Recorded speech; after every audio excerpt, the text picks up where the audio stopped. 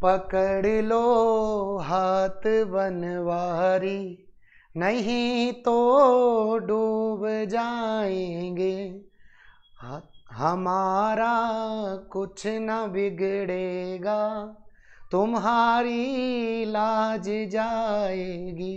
तो बिल्कुल दोस्तों, आप सभी का स्वागत है लक्ष्य क्लासेस के इस ऑनलाइन डिजिटल मंच के ऊपर।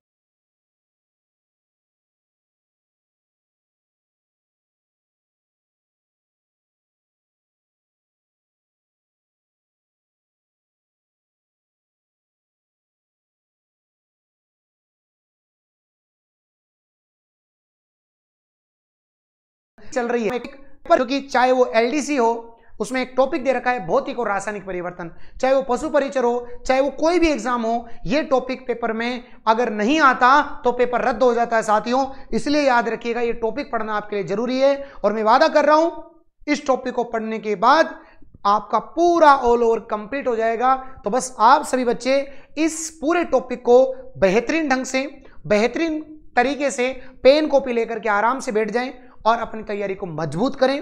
और आप सभी को इसकी जो कंप्लीट पीडीएफ है वो लक्ष्य क्लासेस का अपना जो उदयपुर टेलीग्राम चैनल इस पे मिलेगी साथियों। सभी का स्वागत, सभी का अभिनंदन। शेर सिंह नमस्कार, नमस्कार ममता नमस्कार, स्वागत है सभी का बहुत बहुत धन्यवाद। आइएगा सभी बच्चे एक बार फटाफट से क्लास को शेयर जरूर करना है। चलिए साथियों, देखिए बच्चों, इसकी पूरी कंप्लीट पीडीएफ आपको अपने लक्ष्य क्लासेज उदयपुर जो अपना टेलीग्राम चैनल है वहां पर मिलेगी। इसमें पीडीएफ नोट्स सारे जो भी हम पढ़ाएंगे इसकी पीडीएफ, करंट अफेयर्स, कोई नया नोटिफिकेशन, सब कुछ आपको मिलेगा। तो आप आराम से पढ़ के अपनी सिलेक्शन को सुनिश्चित कर सकते हैं। दूसरी बात बच्चों, वन शॉट सीरीज के अंदर हमारी क्लास नंबर 8 है। ये क्लास नंबर बच्चों आप सभी की 8 है। बहुत सारे बच्चे मेरे को एक बच्चा कमेंट भी कर रहा था और कि गुरुजी आप कमेंट्स क्यों नहीं पढ़ते। अरे भाई एक बात बताओ, मैं कमेंट्स पढ़ने के लिए लाइव सेशन नहीं ले रहा हूं। किसी दिन अपन लाइव सेशन लेंगे केवल बात करने के लिए, लेकिन यहां पर 1 डेढ़ 2 घंटे के अंदर आपको पूरा टॉपिक पढ़ाया जाता है यार। पूरी शिद्दत और मेहनत के साथ टॉपिक पढ़ना है। सभी को बस एक बार जय श्री श्याम, जय श्री श्याम, राधे राधे, सभी को नमस्कार। फटाफट से जुड़ जाइए आपके इस बेहतरीन कंटेंट के साथ साथियों। चलिएगा, थैंक यू सो मच, बहुत बहुत धन्यवाद। चलो देखिएगा सभी बच्चे, आज का जो टॉपिक है उसका नाम है भौतिक और रासायनिक परिवर्तन बच्चों, जिसमें अपन पहले थ्योरी डिस्कस करने वाले हैं और फिर उसके क्या करेंगे बताओ, एमसीक्यू करेंगे। क्लास केमिस्ट्री की है और वन शॉट सीरीज में हमारी साइंस की 20 क्लासें होगी, जिसमें 8वें नंबर की क्लास आज अपनी चल रही है साथियों। चलिएगा करते हैं आगे का आगाज। बिल्कुल हो चुका रण का आगाज, अब युग बदलने की तैयारी और जीत उसी की होगी जिसका संघर्ष है जारी। थैंक यू सो मच, बहुत बहुत धन्यवाद। आप सभी इस सीरीज को इतना प्रेम दिखा रहे हैं। चलिएगा बिना बात करें, एक बार टेक्निकल टीम से मेरा निवेदन है, आप कमेंट्स हटा दीजिए जिससे कि मैं पढ़ पाऊं। अंतिम 2 मिनट मैं आपसे बात करूंगा और लास्ट में, जिससे कि मैं पढ़ा अच्छे से पाऊं। चलो थैंक यू सो मच। चलिएगा देखिएगा बच्चों, सबसे फर्स्ट ऑफ ऑल अपन बात करना चाह रहे थे कि आपकी केमिस्ट्री चल रही थी और केमिस्ट्री में हमने बताया था कि केमिस्ट्री शब्द केमिया से मिलकर बना है। केमिया का मतलब काली मिट्टी होता है और काली मिट्टी से याद रखेंगे अपन केमिकल और केमिकल से याद रखेंगे बताओ अपन रसायन विज्ञान। रसायन विज्ञान के फादर का नाम था लेवोसियर। सबसे पहले अपन पदार्थ की बात करी। पदार्थ जो होता है वो क्या होता है, जिसका कुछ न कुछ द्रव्यमान होता है जो स्थान को घेरता है। पदार्थ की 3 मुख्य अवस्थाएं होती है, ठोस, द्रव, गैस। चौथी अवस्था का नाम होता है प्लाज्मा। 5वीं अवस्था का नाम है बीईसी और अगली अवस्था का नाम है एफआईसी, फॉर्मेट आयन कंडेंसेट, जो कि मैं पिछली क्लासों में आपको पढ़ा चुका हूं। उसके बाद मैंने आप सभी को बताया था कि अपन सीधा ठोस से बिना द्रव में बदले गैस में बदलना ऊर्ध्वपातन कहलाता है। ऊर्ध्वपातन के अपन एग्जाम्पल पढ़े, वाष्पन के प्रभाव पढ़े और इस प्रकार पिछली क्लास में आप सभी ने बहुत बेहतरीन ढंग से उसको पढ़ाया होगा, मुझे विश्वास है। और आज अपनी बात करने वाले हैं उसी पदार्थ टॉपिक की और आज अपन बात करेंगे पदार्थों के गुण। पदार्थों के गुण है और आप सभी जानते हैं कि पदार्थों के गुण में सबसे पहला गुण आता है बच्चों भौतिक गुण। बोलो कौन सा गुण गुरुजी? भौतिक गुण आता है। और दूसरे कौन से आते हैं? रासायनिक गुण आते हैं। आप खुद समझते हैं ताप, दाब, जो भी गुण होते हैं ये सब भौतिक होते हैं। रासायनिक जो केमिकल प्रॉपर्टीज होती है, तो देखिएगा सबसे पहले पदार्थ का आकार, पदार्थ का आकार, पदार्थ का आयतन, पदार्थ का घनत्व। अब आप जानते हैं कि घनत्व जो होता है ना, डेंसिटी, घनत्व क्या होता है बच्चों? आप सभी जानते हैं घनत्व बराबर होता है बच्चों द्रव्यमान बटे आयतन। द्रव्यमान बटे आयतन, द्रव्यमान बटे बोलो क्या हो जाएगा बताओ? आयतन। द्रव्यमान बटे आयतन को हम क्या कहते हैं बताओ? घनत्व कहते हैं, डेंसिटी कहते हैं।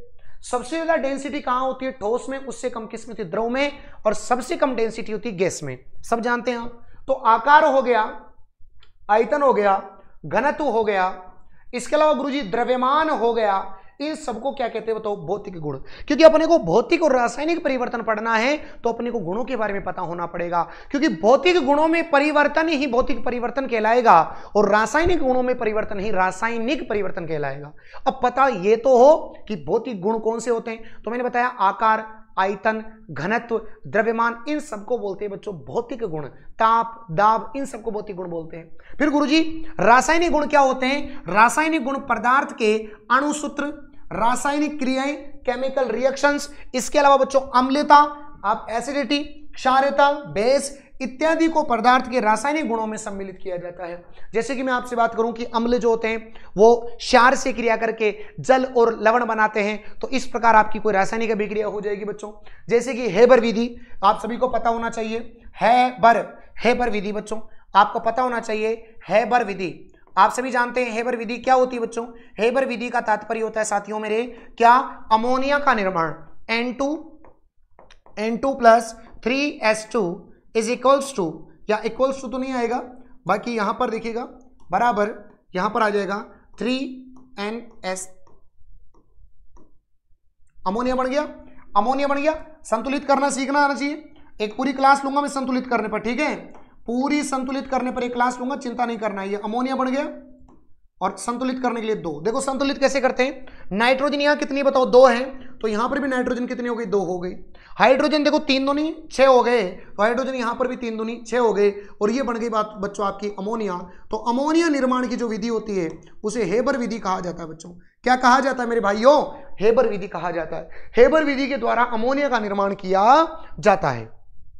तो जहां रिएक्शन होती है, अम्लीयता के बारे में बात होती है, क्षारीयता, कोई केमिकल सूत्र बनता है, केमिकल रिएक्शन बनती है, तो वहां पर रासायनिक गुण कहलाते हैं। कुल मिला के केमिकल रिएक्शन को रासायनिक गुण कहते हैं। और नॉर्मल जो गुण होते हैं, जो नॉर्मल आपको दिखते हैं, वो कौन से गुण होते हैं बताओ? भौतिक गुण होते हैं। ये बात समझ में आ गई? बताइए, क्लियर है यहां तक? अब गुरुजी मेन गेम कहां से चालू हुआ? यहां से, कि जब गुण समझ में आ गए, जब गुण समझ में आ गए तो एक बात बताओ, जब गुण समझ में आ गए तो परिवर्तन भी समझ में आ जाएंगे। क्यों? क्योंकि भौतिक गुणों में परिवर्तन भौतिक परिवर्तन, रासायनिक गुणों में परिवर्तन रासायनिक परिवर्तन। अब गुण समझ में आ गए तो परिवर्तन तो 2 मिनट में समझ में आ जाएगा गुरुजी। बोलो क्लियर है ना? तो देखो, पदार्थ के गुणों में परिवर्तन, गुणों के आधार पर पदार्थों को 2 भागों में परिवर्तन किया गया है। पहला परिवर्तन भौतिक परिवर्तन, ऐसा परिवर्तन जिसमें पदार्थ के केवल भौतिक गुण बदलते हैं तथा कोई नया पदार्थ नहीं बनता, कोई नया पदार्थ नहीं बनता, भौतिक परिवर्तन कहलाता है। उदाहरण के लिए जल का बर्फ बनना। आप सभी जानते हैं, जल जब बर्फ में बदल गई, जब जल बर्फ में बदल गई तो बर्फ में बदली तो क्या हो गया? गल गया।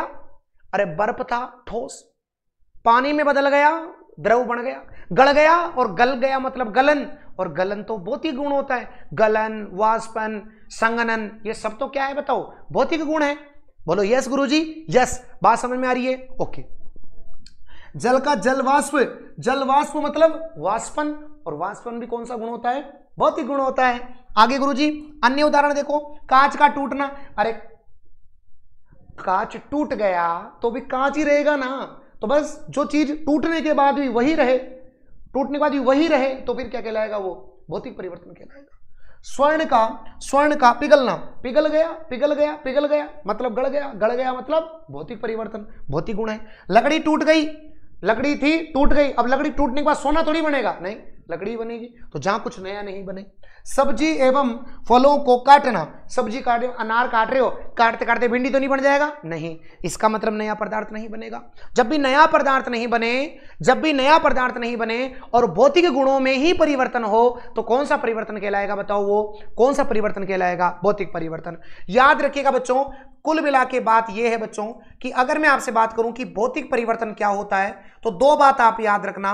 पहली बात याद रखना कि केवल मात्र भौतिक परिवर्तन, भौतिक गुणों में परिवर्तन होना चाहिए, भौतिक गुणों में परिवर्तन होना चाहिए। और दूसरा याद रखना बच्चों, नया पदार्थ नहीं बनेगा। याद रखिएगा मेरे भाइयों, नया पदार्थ नहीं बनेगा, और अगर नया पदार्थ नहीं बना तो याद रखना ये प्रक्रिया होती है बच्चों रिवर्सेबल। कौन सी प्रक्रिया होती है? रिवर्सेबल। हाँ जी, कौन सी प्रक्रिया होती है? रिवर्सेबल। एक बार टेक्निकल टीम से मेरा निवेदन है कि यहां पर कैमरा चेक करें, ऑफ हो चुका है।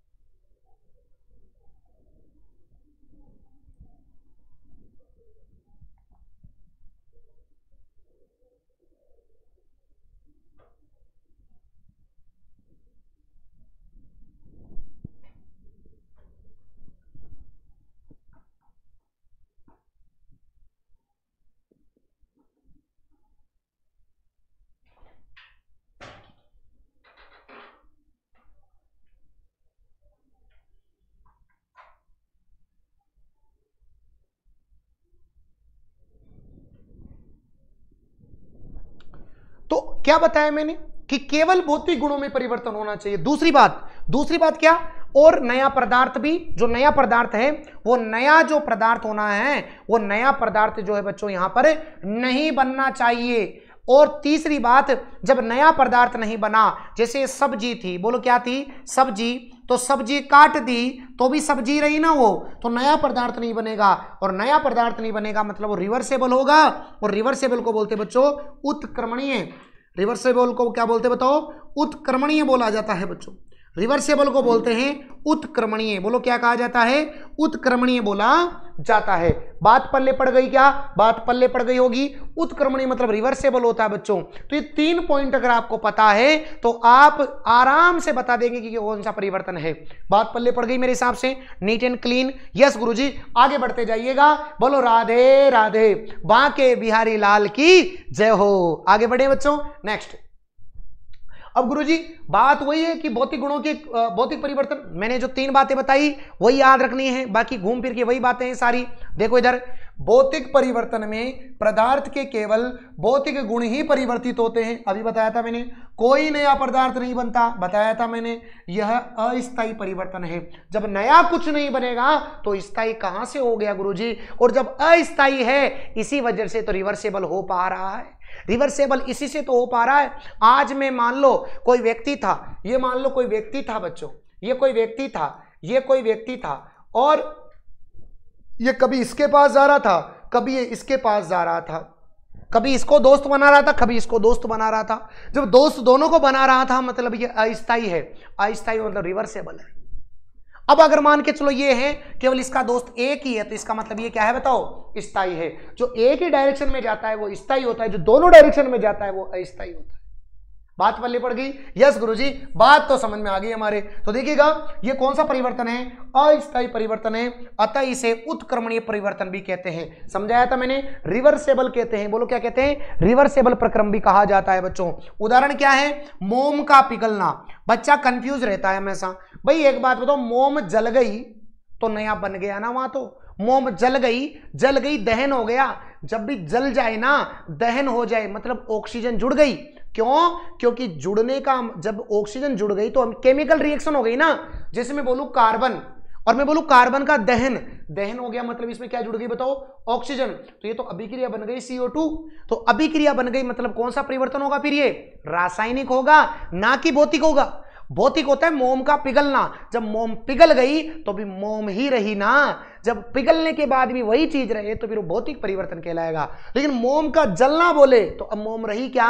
नहीं। तो मोम का जलना बोले, कहीं पर भी दहन शब्द आ जाए ना, दहन, तो समझ जाना वो रासायनिक होगा, भौतिक कभी नहीं होगा।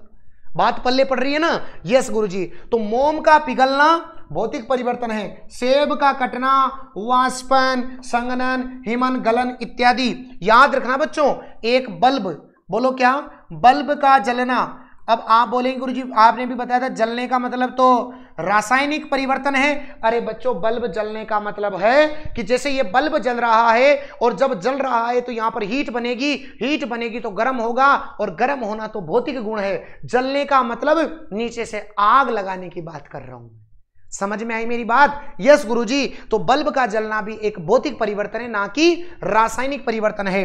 मोम का पिघलना भौतिक तथा रासायनिक परिवर्तन दर्शाता है। लेकिन अब मान के चलो कि कभी कोई ऑप्शन आ गया भौतिक परिवर्तन रासायनिक परिवर्तन दोनों, तो याद रखना मोम का पिघलना भौतिक और रासायनिक परिवर्तन दोनों को भी दर्शाता है। तो फर्स्ट प्रायोरिटी दोनों को देनी है, लेकिन जब दोनों नहीं हो तो पहली प्रायोरिटी किसको देंगे बताओ? फिर आप भौतिक परिवर्तन को देंगे। बात पल्ले पड़ गई क्या? एक बार कमेंट करके बताओ फटाफट। टेक्निकल टीम से निवेदन है मेरा कमेंट्स दिखा दीजिए। यस बताओ बच्चों, यहां तक समझ में आ गया भौतिक परिवर्तन? Yes Guruji, neat and clean समझ में आ गया। हमारा तो बंटनदार हो चुका है गुरुजी, कोई समस्या हमको नहीं आ रही। अब कौन सा परिवर्तन है? रासायनिक परिवर्तन है। अरे गुरुजी ये जब उसका उल्टा, थैंक यू सो मच, बहुत बहुत धन्यवाद साथियों। ये आपका प्रेम प्यार बाबा के ऊपर हमेशा बनाए रखें।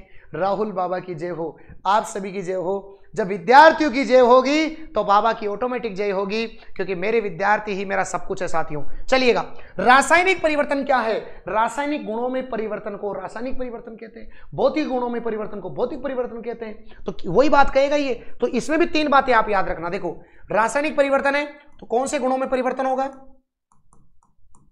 रासायनिक गुणों में परिवर्तन होगा। दूसरा गुरुजी और क्या? नया पदार्थ बनेगा। बिल्कुल सही बात है गुरुजी, नया पदार्थ बनेगा।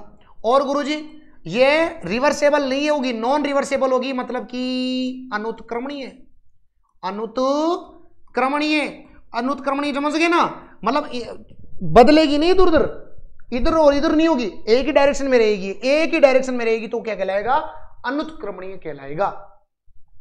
मोटी मोटी तीन बातें याद रखनी है, और तीनों बातें याद करोगे तो गेम का लपट जाएगा। अब देखो कितना आसानी समझ में आएगा। देखो, पदार्थों में होने वाला ऐसा परिवर्तन जिसमें केवल भौतिक और रासायनिक गुण बदल जाते हैं एवं नए पदार्थ का निर्माण होता है, रासायनिक परिवर्तन कहलाता है। उदाहरण है दूध का दही में बदलना।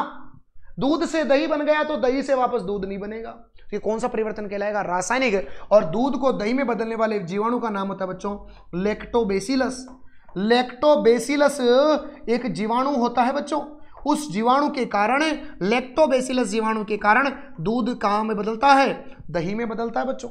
दूध में पाया जाने वाला प्रोटीन, दूध में पाया जाने वाला प्रोटीन बच्चों याद रखिएगा कैसीन होता है। दूध में पाया जाने वाला प्रोटीन कैसीन होता है। और दूध में पाया जाने वाला एक एंजाइम याद रखना बच्चों, जो कि माँ के दूध में पाया जाता है, एंजाइम है बच्चों रेनिन। कौन सा? रेनिन बच्चों, जो कि कहां से निकलता है? हमारे अमाशय से निकलता है बच्चों। कहां से निकलता है? अमाशय से निकलता है। ये भी आप पॉइंट नोट कर लेना। आगे देखो, लोहे पर जंग लगना बच्चों, लोहे पर जंग लगना। और जब लोहे पर जंग लग गई, लोहे पर जंग लग गई बच्चों, तो याद रखना जब लोहा था और लोहे पर क्या लग गई बताओ? जंग लग गई। तो लोहे पर जंग लग गई बच्चों, तो इस जंग को हटाने के लिए जिंक की परत चढ़ाते हैं। किसकी परत? जिंक की परत चढ़ाते हैं। इसे गैल्वेनीकरण कहते हैं। बोलो क्या कहते हैं गुरुजी? इसको गैल्वेनीकरण कहा जाता है।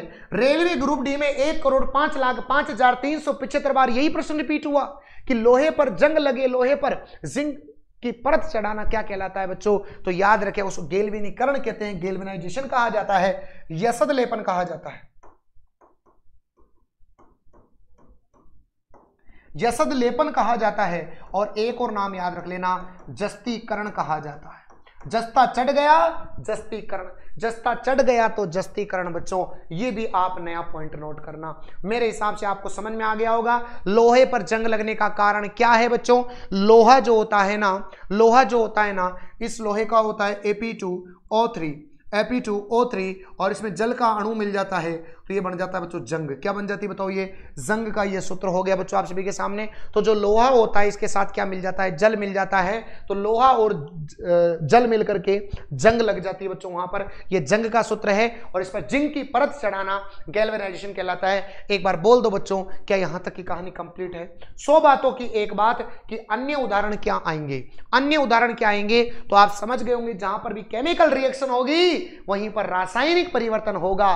तो आइएगा, देखो देखो लकड़ी का दहन, जब भी जलने की बात आएगी मतलब ऑक्सीजन मिलेगी, मतलब रिएक्शन होगी, और रिएक्शन होगी तो रासायनिक परिवर्तन कहलाएगा। दहन पहला हो गया। दूसरा गुरुजी, कोयला, पेट्रोल, डीजल एवं कागज आदि का दहन, दहन आ गया, रासायनिक परिवर्तन है। परंतु कपूर का दहन आप सभी जानते हैं बच्चों, कपूर जब दहन करते हो आप सभी बच्चे तो लिक्विड में बिना बदले सीधा गैस में बदला तो बताओ वो ऊर्ध्वपातन कहलाएगा। तो कपूर का जो दहन है वो एक प्रकार का भौतिक परिवर्तन है। नोट कर लेना अलग से, कपूर का दहन, जहां पर दहन होता है वहां पर रासायनिक परिवर्तन होता है, लेकिन कपूर के दहन में कौन सा परिवर्तन होगा बच्चों, भौतिक परिवर्तन होगा। कौन सा परिवर्तन होगा बच्चों, भौतिक परिवर्तन होगा। बोलते जाया करो घर पे, यूं नहीं है घर पे बैठे हो तो हम शांति से बैठे रहेंगे गुरुजी, आप कुछ भी कर लो, हम तो पढ़ने वालों में से नहीं है। लेकिन मुझे पता है कि राहुल सर के विद्यार्थी इतनी रात को भी मेरे साथ जगे हुए हैं और मेहनत कर रहे हैं, तो सिलेक्शन श्योर रहेगा बच्चों, क्योंकि आने वाले समय में बहुत सारे पेपर्स आपके सामने हैं और अपने को सबको फोड़ना है, क्योंकि जब तक तोड़ेंगे नहीं तब तक छोड़ेंगे नहीं। आगे देखिए बच्चों, श्वसन, श्वसन में भी अभिक्रिया होती है। श्वास लेते हो आप तो रासायनिक परिवर्तन है, क्योंकि ग्लूकोज टूटता है। श्वास लेते हो, सांस में तेरी है ना, सांस लेते हो तो ग्लूकोज टूटता है तो अभिक्रिया होती है। भोजन का पकना, पकेगा तो जलेगा, जलेगा मतलब रासायनिक। भोजन का पचना, पाचन तंत्र।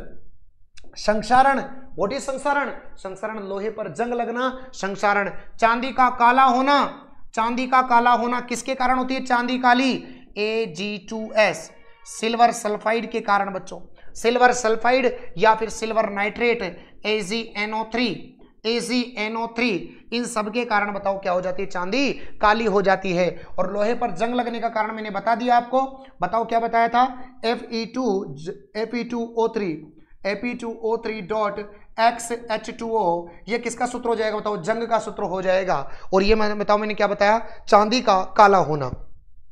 उसके बाद तांबे का हरा रंग, आपको पता होना चाहिए बच्चों, तांबे का जो हरा रंग होता है वो क्या होता है, कॉपर के ऑक्साइड्स के कारण, कॉपर के ऑक्साइड और कॉपर के कार्बोनेटों के कारण, कॉपर के ऑक्साइड और कॉपर के कार्बोनेट, जैसे CuCO3, कॉपर के ऑक्साइड और कॉपर के कार्बोनेट्स के कारण बताओ वो कैसा हो जाता है, बताओ रे कैसा हो जाता है, हरे रंग की क्या हो जाती है, परत। तो ये प्रश्न भी पूछे जाते हैं, पूछे जाएंगे, जो बाबा क्लास में पढ़ाएंगे वो पूछे जाएंगे, कोई नहीं बदल सकता उसको, इसलिए पढ़ना है, अच्छे से पढ़ना है। क्या बताओ मैंने, संक्षारण की बात करेंगे। संक्षारण, लोहे पर जंग लगना, चांदी का काला होना, हरे रंग की परत चढ़ना तांबे पर, ये सब क्या है बताओ, संक्षारण है बच्चों, ये सब क्या है, संक्षारण है। और इस संक्षारण के इलाज के लिए, संक्षारण के उपाय के लिए बच्चों आप सभी एक काम कर सकते हैं, मिश्र धातु बना दीजिए। क्या बना दीजिए बच्चों, मिश्र धातु बना दीजिए गुरुजी, मिश्र धातु बना दीजिए। जैसे कि आप सभी ने सुना होगा स्टेनलेस स्टील, क्या बोलेंगे गुरुजी, स्टेनलेस स्टील, स्टेनलेस स्टील। बच्चों आप सभी जानते हैं कि स्टेनलेस जो स्टील होता है, और स्टेनलेस जो स्टील होता है ये एक जंग रहित लोहा, यूं मान के चलिए जंग रहित स्टील होती है, इस्पात होता है ये, इस पर जंग नहीं लगता। अगर बर्तन लोहे के लगाओगे तो बर्तन धोते धोते उसमें जंग लग जाएगी बच्चों, तो उसके लिए स्टील बनाई गई। स्टील क्या क्या होता है, स्टील में लोहा होता है लेकिन इनको मिश्र धातु बना दी जाती है तो स्टील पर जंग नहीं लगती। और उसके लिए ट्रिक याद रखना, कोलोनी, कोलोनी, ठीक है, को का मतलब कॉपर, लो का मतलब लोहा और नी का मतलब निकल। तो याद रखिएगा बच्चों, याद क्या रखोगे, कुछ नहीं रखोगे, सिंपल याद रखोगे कॉपर, लोहा और निकल, इनके द्वारा स्टेनलेस स्टील बनाई जाती है बच्चों, ठीक है ना। ओके गुरुजी, इसके अलावा और प्रकाश संश्लेषण, फोटोसिंथेसिस, फल तथा सब्जियों का सड़ना, सड़ गई मतलब ऑक्सीजन मिल गई उनमें। किण्वन, फर्मेंटेशन, फर्मेंटेशन जो अपन जलेबी वगैरह बनाने के लिए जो गोल बनाते हैं वो। इसके अलावा कटे हुए सेब का भूरा रंग हो जाना, मेहंदी का रचना, मेहंदी रची तरह में, है ना, सुनो ना। तो जो मेहंदी रच गई वो भी कौन से परिवर्तन है बताओ, रासायनिक परिवर्तन है बच्चों। कौन से परिवर्तन है, रासायनिक परिवर्तन है। तो इन सब में आप एक बात देख रहे होंगे गुरुजी, मेहंदी रच गई, और मेहंदी रच गई बच्चों, तो रचने के बाद वापस इसको कन्वर्ट नहीं कर सकते, तो ये कौन सा परिवर्तन है बताओ, रासायनिक परिवर्तन है। भौतिक गुणों में परिवर्तन, भौतिक परिवर्तन, और रासायनिक गुणों में परिवर्तन, रासायनिक परिवर्तन। मुझे विश्वास है बच्चों, जिस प्रकार आपके कमेंट आ रहे हैं कि गुरुजी अब सारे डाउट्स क्लियर हो गए, मतलब अब एक सवाल आपका यहां से तैयार हो गया बच्चों। नेक्स्ट अगर अपन बात करना चाहें आपसे, तो दोनों में एक डिफरेंस आएगा बच्चों, जो फाइनली आपको डिफरेंस आप खुद देख पा रहे होंगे बच्चों। ये नोट्स हमने खुद ने हमारी जो टेक्निकल टीम है उसके साथ बैठ करके पूरा टाइप करवाए, ताकि बच्चों को कम समय में बढ़िया कंटेंट दे पाए, बच्चा पढ़ पाए और इनको बार बार उसको जो है चीजें समझ में भी आए। ठीक है बच्चों, तो देखिएगा सभी बच्चे, पहला पॉइंट, कौन से गुण बदलेंगे, भौतिक गुण बदलेंगे तो भौतिक परिवर्तन कहलाएगा। नया पदार्थ इसमें नहीं बनता, नया पदार्थ नहीं बनता। परिवर्तन के कारण हटाने पर पदार्थ पुनः अपनी प्रारंभिक अवस्था में लौट आता है, तभी तो नया नहीं बनता। और उत्क्रमणीय होता है, रिवर्सेबल होता है, रिवर्सेबल होता है बच्चों। तो याद रखना ये कौन सा परिवर्तन हो गया, भौतिक परिवर्तन। जहां पर रासायनिक गुणों में या फिर दोनों में परिवर्तन होता है तो रासायनिक परिवर्तन कहलाएगा। नई चीज का निर्माण होता है बच्चों, और हटाने पर वो वापस से हटाया तुमने, वापस से वो नहीं बनेगा बच्चों। जैसे दूध का दही, अब दही से वापस दूध नहीं बनेगा, और ये एक प्रकार का नॉन रिवर्सेबल, है ना, अनुत्क्रमणीय प्रक्रम होता है, एक ही दिशा में होता है बच्चों। ये मेरे हिसाब से आपको क्लियर हो गया कि गुरुजी अब डाउट क्लियर हो गए हमारे को, भौतिक भी समझ में आ गया, रासायनिक भी समझ में आ गया। अब कोई भी प्रश्न आ जाए अब तो सीधा फोड़ के आएंगे गुरुजी। एक बार कमेंट कर दो ना कि कैसा लग रहा है बच्चों, आपको केमिस्ट्री समझ में आ रही है या नहीं आ रही। क्लियर करो मेरे साथ में एक बार, कमेंट बॉक्स में बताते नहीं हो तुम, ये बात नहीं बताते कि गुरुजी कैसा पढ़ा रहे हैं, क्योंकि आपके बगैर राहुल बाबा क्या कर लेंगे भाई। आपका सपोर्ट है, इसी वजह से इन 2 महीनों के अंदर आपने केवल YouTube पर, एक में बच्चा देख रहा था, एक बच्चे ने मेरे कमेंट भी किया, गुरुजी राहुल बाबा के नाम से आप बहुत पॉपुलर हो रहे हो। मैंने YouTube पर एक दिन सर्च किया राहुल बाबा साइंस, राहुल बाबा साइंस, भाई साहब बाबा के ही बाबा की सारी क्लासें थी बच्चों। तो बस ये आपका प्रेम है यार, क्योंकि बच्चा राहुल बाबा साइंस से ज्यादा सर्च कर रहा है तो YouTube उसी से बोल रहा है भाई साहब, जो बच्चों को पसंद वही YouTube कर रहा है कि नहीं। चलो बच्चों आगे देखिएगा। अब गुरुजी फाइनली अगर अपन बात करें तो 2 प्रकार के चेंज थे, एक भौतिक परिवर्तन था और एक कौन सा परिवर्तन था, रासायनिक परिवर्तन। और हमने दोनों प्रकार के परिवर्तन कंप्लीट कर लिए। मुझे एक बार बता दीजिए, क्या यहां तक की कहानी आप सभी को कंप्लीट है बच्चों, क्या यहां तक का काम कंप्लीट हो चुका है। अब आप मुझे 2-3 चीजें बता दें, आप मुझे फटाफट से बताइएगा। ये मैंने किसके उदाहरण लिखे हैं, ये बच्चों याद रखिएगा, भौतिक परिवर्तन के उदाहरण हैं। किसके उदाहरण है बताओ, ये भौतिक परिवर्तन के बच्चों। इन्हीं उदाहरण में से एक पेपर में आपको छपा हुआ मिलेगा, ये मेरा वादा है आप सभी से। थैंक यू सो मच, बहुत बहुत धन्यवाद साथियों। आपका प्रेम प्यार इसी प्रकार आप बनाए रखिएगा, आपका विश्वास कभी नहीं टूटने देंगे, क्योंकि आप याद रखिएगा, आप हैं तो हम हैं बस, और हम हैं तो आप हैं बस। मेहनत करते रहिएगा, सब मिलकर मेहनत करेंगे। देखो, किसी क्षण को गर्म किया, गर्म कर दिया, भौतिक परिवर्तन है, बात खत्म। पदार्थों की अवस्थाओं में होने वाला परिवर्तन, गलत, वाष्पीकरण, ये सब क्या है बताओ, वेपोराइजेशन, संघनन, हिमन, ये सब क्या है, ऊर्ध्वपातन, सब क्या है बताओ, ये भौतिक परिवर्तन है। क्षण को वापस से वही विकृति उत्पन्न हो जाती है तो भौतिक परिवर्तन हुआ। जल में लवण तथा शर्करा का घुलना, शर्करा का घुलना, ये भी। शरबत की चाशनी बनना, मोम का पिघलना, सांस लेना। देखो बच्चों यहां पर कंफ्यूजन होता है। देखो अगर वो बोले सांस लेना, ब्रीथिंग, सांस लेना, तो ये याद रखना भौतिक परिवर्तन है, भौतिक परिवर्तन है बच्चों। लेकिन अगर यही प्रश्न आ जाए श्वसन, प्रश्न आ जाए श्वसन, तो याद रखना ये रासायनिक परिवर्तन है। ठीक है, ये भी पॉइंट ध्यान रखना। देखो कैसे कैसे श्वास ले रहे हो तो यहां पर ये डायफ्राम जो हो रहे हैं ऊपर आ रहे हैं, ऊपर आ, छोड़ा नीचे, ऊपर नीचे आ रहे हैं, तो यहां पर पेशियों की गति हो रही है। जो पेशियों की गति हो तो भौतिक परिवर्तन कहलाएगा। लेकिन जब श्वास लेते हो तो वहां ग्लूकोज टूटता है। श्वसन में, श्वसन में आपका क्या टूटता है बताओ, श्वसन के अंदर ग्लूकोज टूटता है, तो सांस लेना मतलब भौतिक परिवर्तन। श्वसन, रेस्पिरेशन, ये तो ब्रीथिंग है और ये रेस्पिरेशन है। तो आपसे पूछा गया है, ये वेरी वेरी इंपॉर्टेंट है। अगर आप सभी से पूछा गया है श्वास लेना मतलब सांस लेना, तो अगर आपसे पूछा गया है ब्रीथिंग तो भौतिक परिवर्तन है, और रेस्पिरेशन ये रासायनिक परिवर्तन है। बताओ मजा आ रहा है ना बच्चों, कंटेंट समझ में आना चाहिए, पसंद आना चाहिए कि गुरुजी वास्तव में एक एक बात आपको समझ में आ रही होगी, नीट एंड क्लीन हो रही होगी बच्चों। तो ये भौतिक परिवर्तन है। इसके अलावा गुरुजी रासायनिक के और उदाहरण कौन से हैं? अगर मैं रासायनिक की बात करूं, हाँ जी एक मिनट, जी।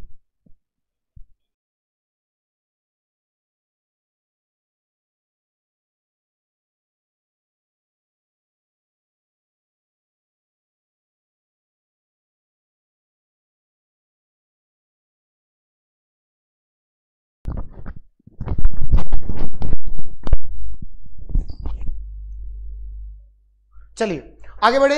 यस, अब रासायनिक परिवर्तन की अपन बात कर रहे थे, तो रासायनिक परिवर्तन गुरुजी और कौन से उदाहरण है? शायद आज तक आपने इतने उदाहरण नहीं पढ़े होंगे, इतने कॉन्सेप्ट क्लियर के साथ नहीं पढ़ा होगा, मुझे ऐसा विश्वास है। चलिएगा, अब देखो पदार्थों का दहन, जहां पे कंबशन आ जाए ना, कंबशन, तो जलने का मतलब रासायनिक हो जाए। कोयला, पेट्रोल, डीजल आदि का दहन आ गया, प्रकाश संश्लेषण आ गया, ठीक है, श्वसन आ गया, फोटोसिंथेसिस आ गया, पकना आ गया, दूध से दही बनना आ गया, दूध का फटना आ गया, धातु का संक्षारण आ गया, कटे हुए सेब का भूरा हो गया, किण्वन हो गया। ये सब कौन से परिवर्तन है बताओ? रासायनिक परिवर्तन है। मुझे विश्वास है कि आप सभी को ये टॉपिक ऐसा समझ में आया होगा कि आप सभी कोई भी प्रश्न आराम से कर सकते हैं। बताओ, यहां तक की कहानी कंप्लीट बच्चों? थम्स अप तो कर दो यार। और अगर लाइक, मेरे को, मैं शुरुआत में कभी लाइक के लिए नहीं कहता, मेरा एक सिद्धांत काम करता है, शुरुआत में मत बोलो। बच्चे को अगर पसंद आएगा ना, लाइक करेगा, लाइक तो करेगा। वो क्यों करेगा? क्योंकि उसको पसंद आ रहा है। पसंद नहीं आ रहा, डिसलाइक कर दो, लेकिन कुछ तो करो, है ना। और कुछ नहीं करो तो पढ़ो, कंटेंट को अच्छे से पढ़ो, रिवाइज करो और बार बार इन्हीं चीजों को पढ़ते रहो। बाकी और कोई दिक्कत का विषय नहीं है। और अभी कमेंट नहीं करो, कोई बात नहीं है, क्लास खत्म होने के बाद कमेंट कर दिया करो, क्योंकि मेन मुद्दा तो उन्हीं कमेंट्स का है, क्योंकि उन्हीं कमेंट्स को मैं पढ़ पाता हूं। लाइव के तो अभी चल पाते, बाद में मैं देख ही नहीं पाता इनको। बाद में बहुत सारे बच्चे कमेंट करते हैं नीचे, ऑफलाइन कमेंट जो क्लास खत्म होने के बाद करते हैं, मुझे खुद को अच्छा लगता है। वो मैं पढ़ता हूं कि बच्चे मोटिवेट कर रहे हैं मुझे, और मैं बस ऐसे मेहनत करता रहूंगा। 8-9 क्लास आपकी होने वाली है। चलो आगे बढ़ो। कुछ नोट जो कि पेपर में इंपॉर्टेंट आते हैं बच्चों, याद रखिएगा। देखो क्या क्या, मोमबत्ती का जलना भौतिक और रासायनिक परिवर्तन है। मैंने बताया कि फर्स्ट प्रायोरिटी आपको, देखो अगर आपसे बोले मोम का पिघलना, तो ये तो भौतिक परिवर्तन बता देना, ठीक है, ये तो भौतिक है। और अगर मोम का जलना पूछे तो बेसिकली तो जलना आ गया ना, तो ये रासायनिक है। लेकिन फर्स्ट प्रायोरिटी आपको किसको देनी है? दोनों को देनी है। लेकिन दोनों नहीं है ऑप्शन में, तो फिर जलना मतलब रासायनिक और पिघलना मतलब भौतिक। लेकिन अगर दोनों आ जाए तो फर्स्ट प्रायोरिटी किसको देनी है? दोनों को देनी है गुरुजी। समझ में आ गया?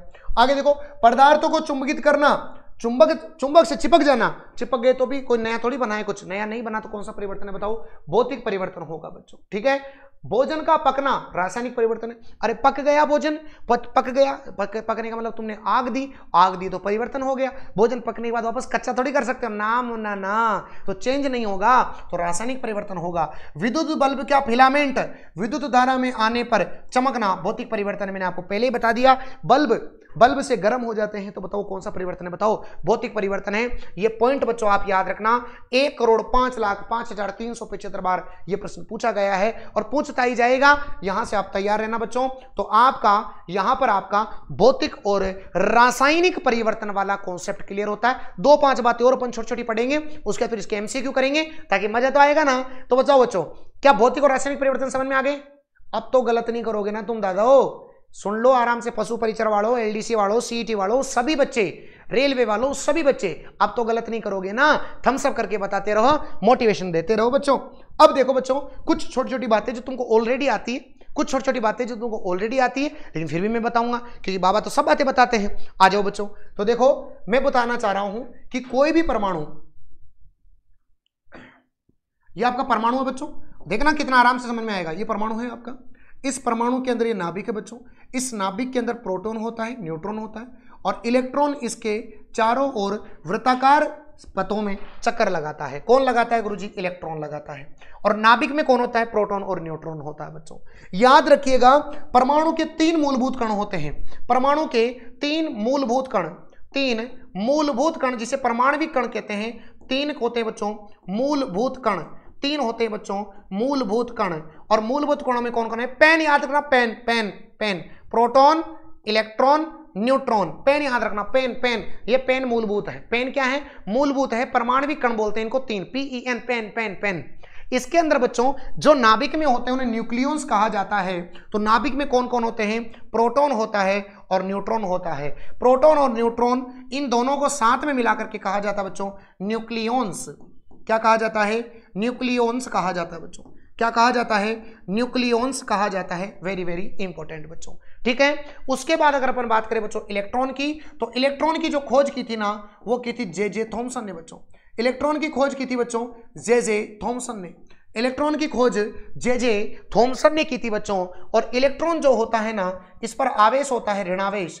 इलेक्ट्रॉन पर आवेश बच्चों ऋणावेश होता है। और कितना होता है गुरुजी, 1.6 इंटू 10 की घात -19 कुलाम होता है बच्चों। आवेश का मात्रा कुलाम होता है, लेकिन यहां पर आएगा बच्चों माइनस, क्योंकि याद रखना इलेक्ट्रॉन पर आवेश होता है माइनस का। तो 1.6 इंटू 10 की घात -19 कुलाम इलेक्ट्रॉन पर क्या होता है बताओ, आवेश होता है बच्चों। सबसे कम अगर मैं बात करूं बच्चों, सबसे कम, तो सबसे कम जो भार होता है ना, जो मास होता है, सबसे कम मास, सबसे कम मास किसका होता है बताओ, इलेक्ट्रॉन का होता है।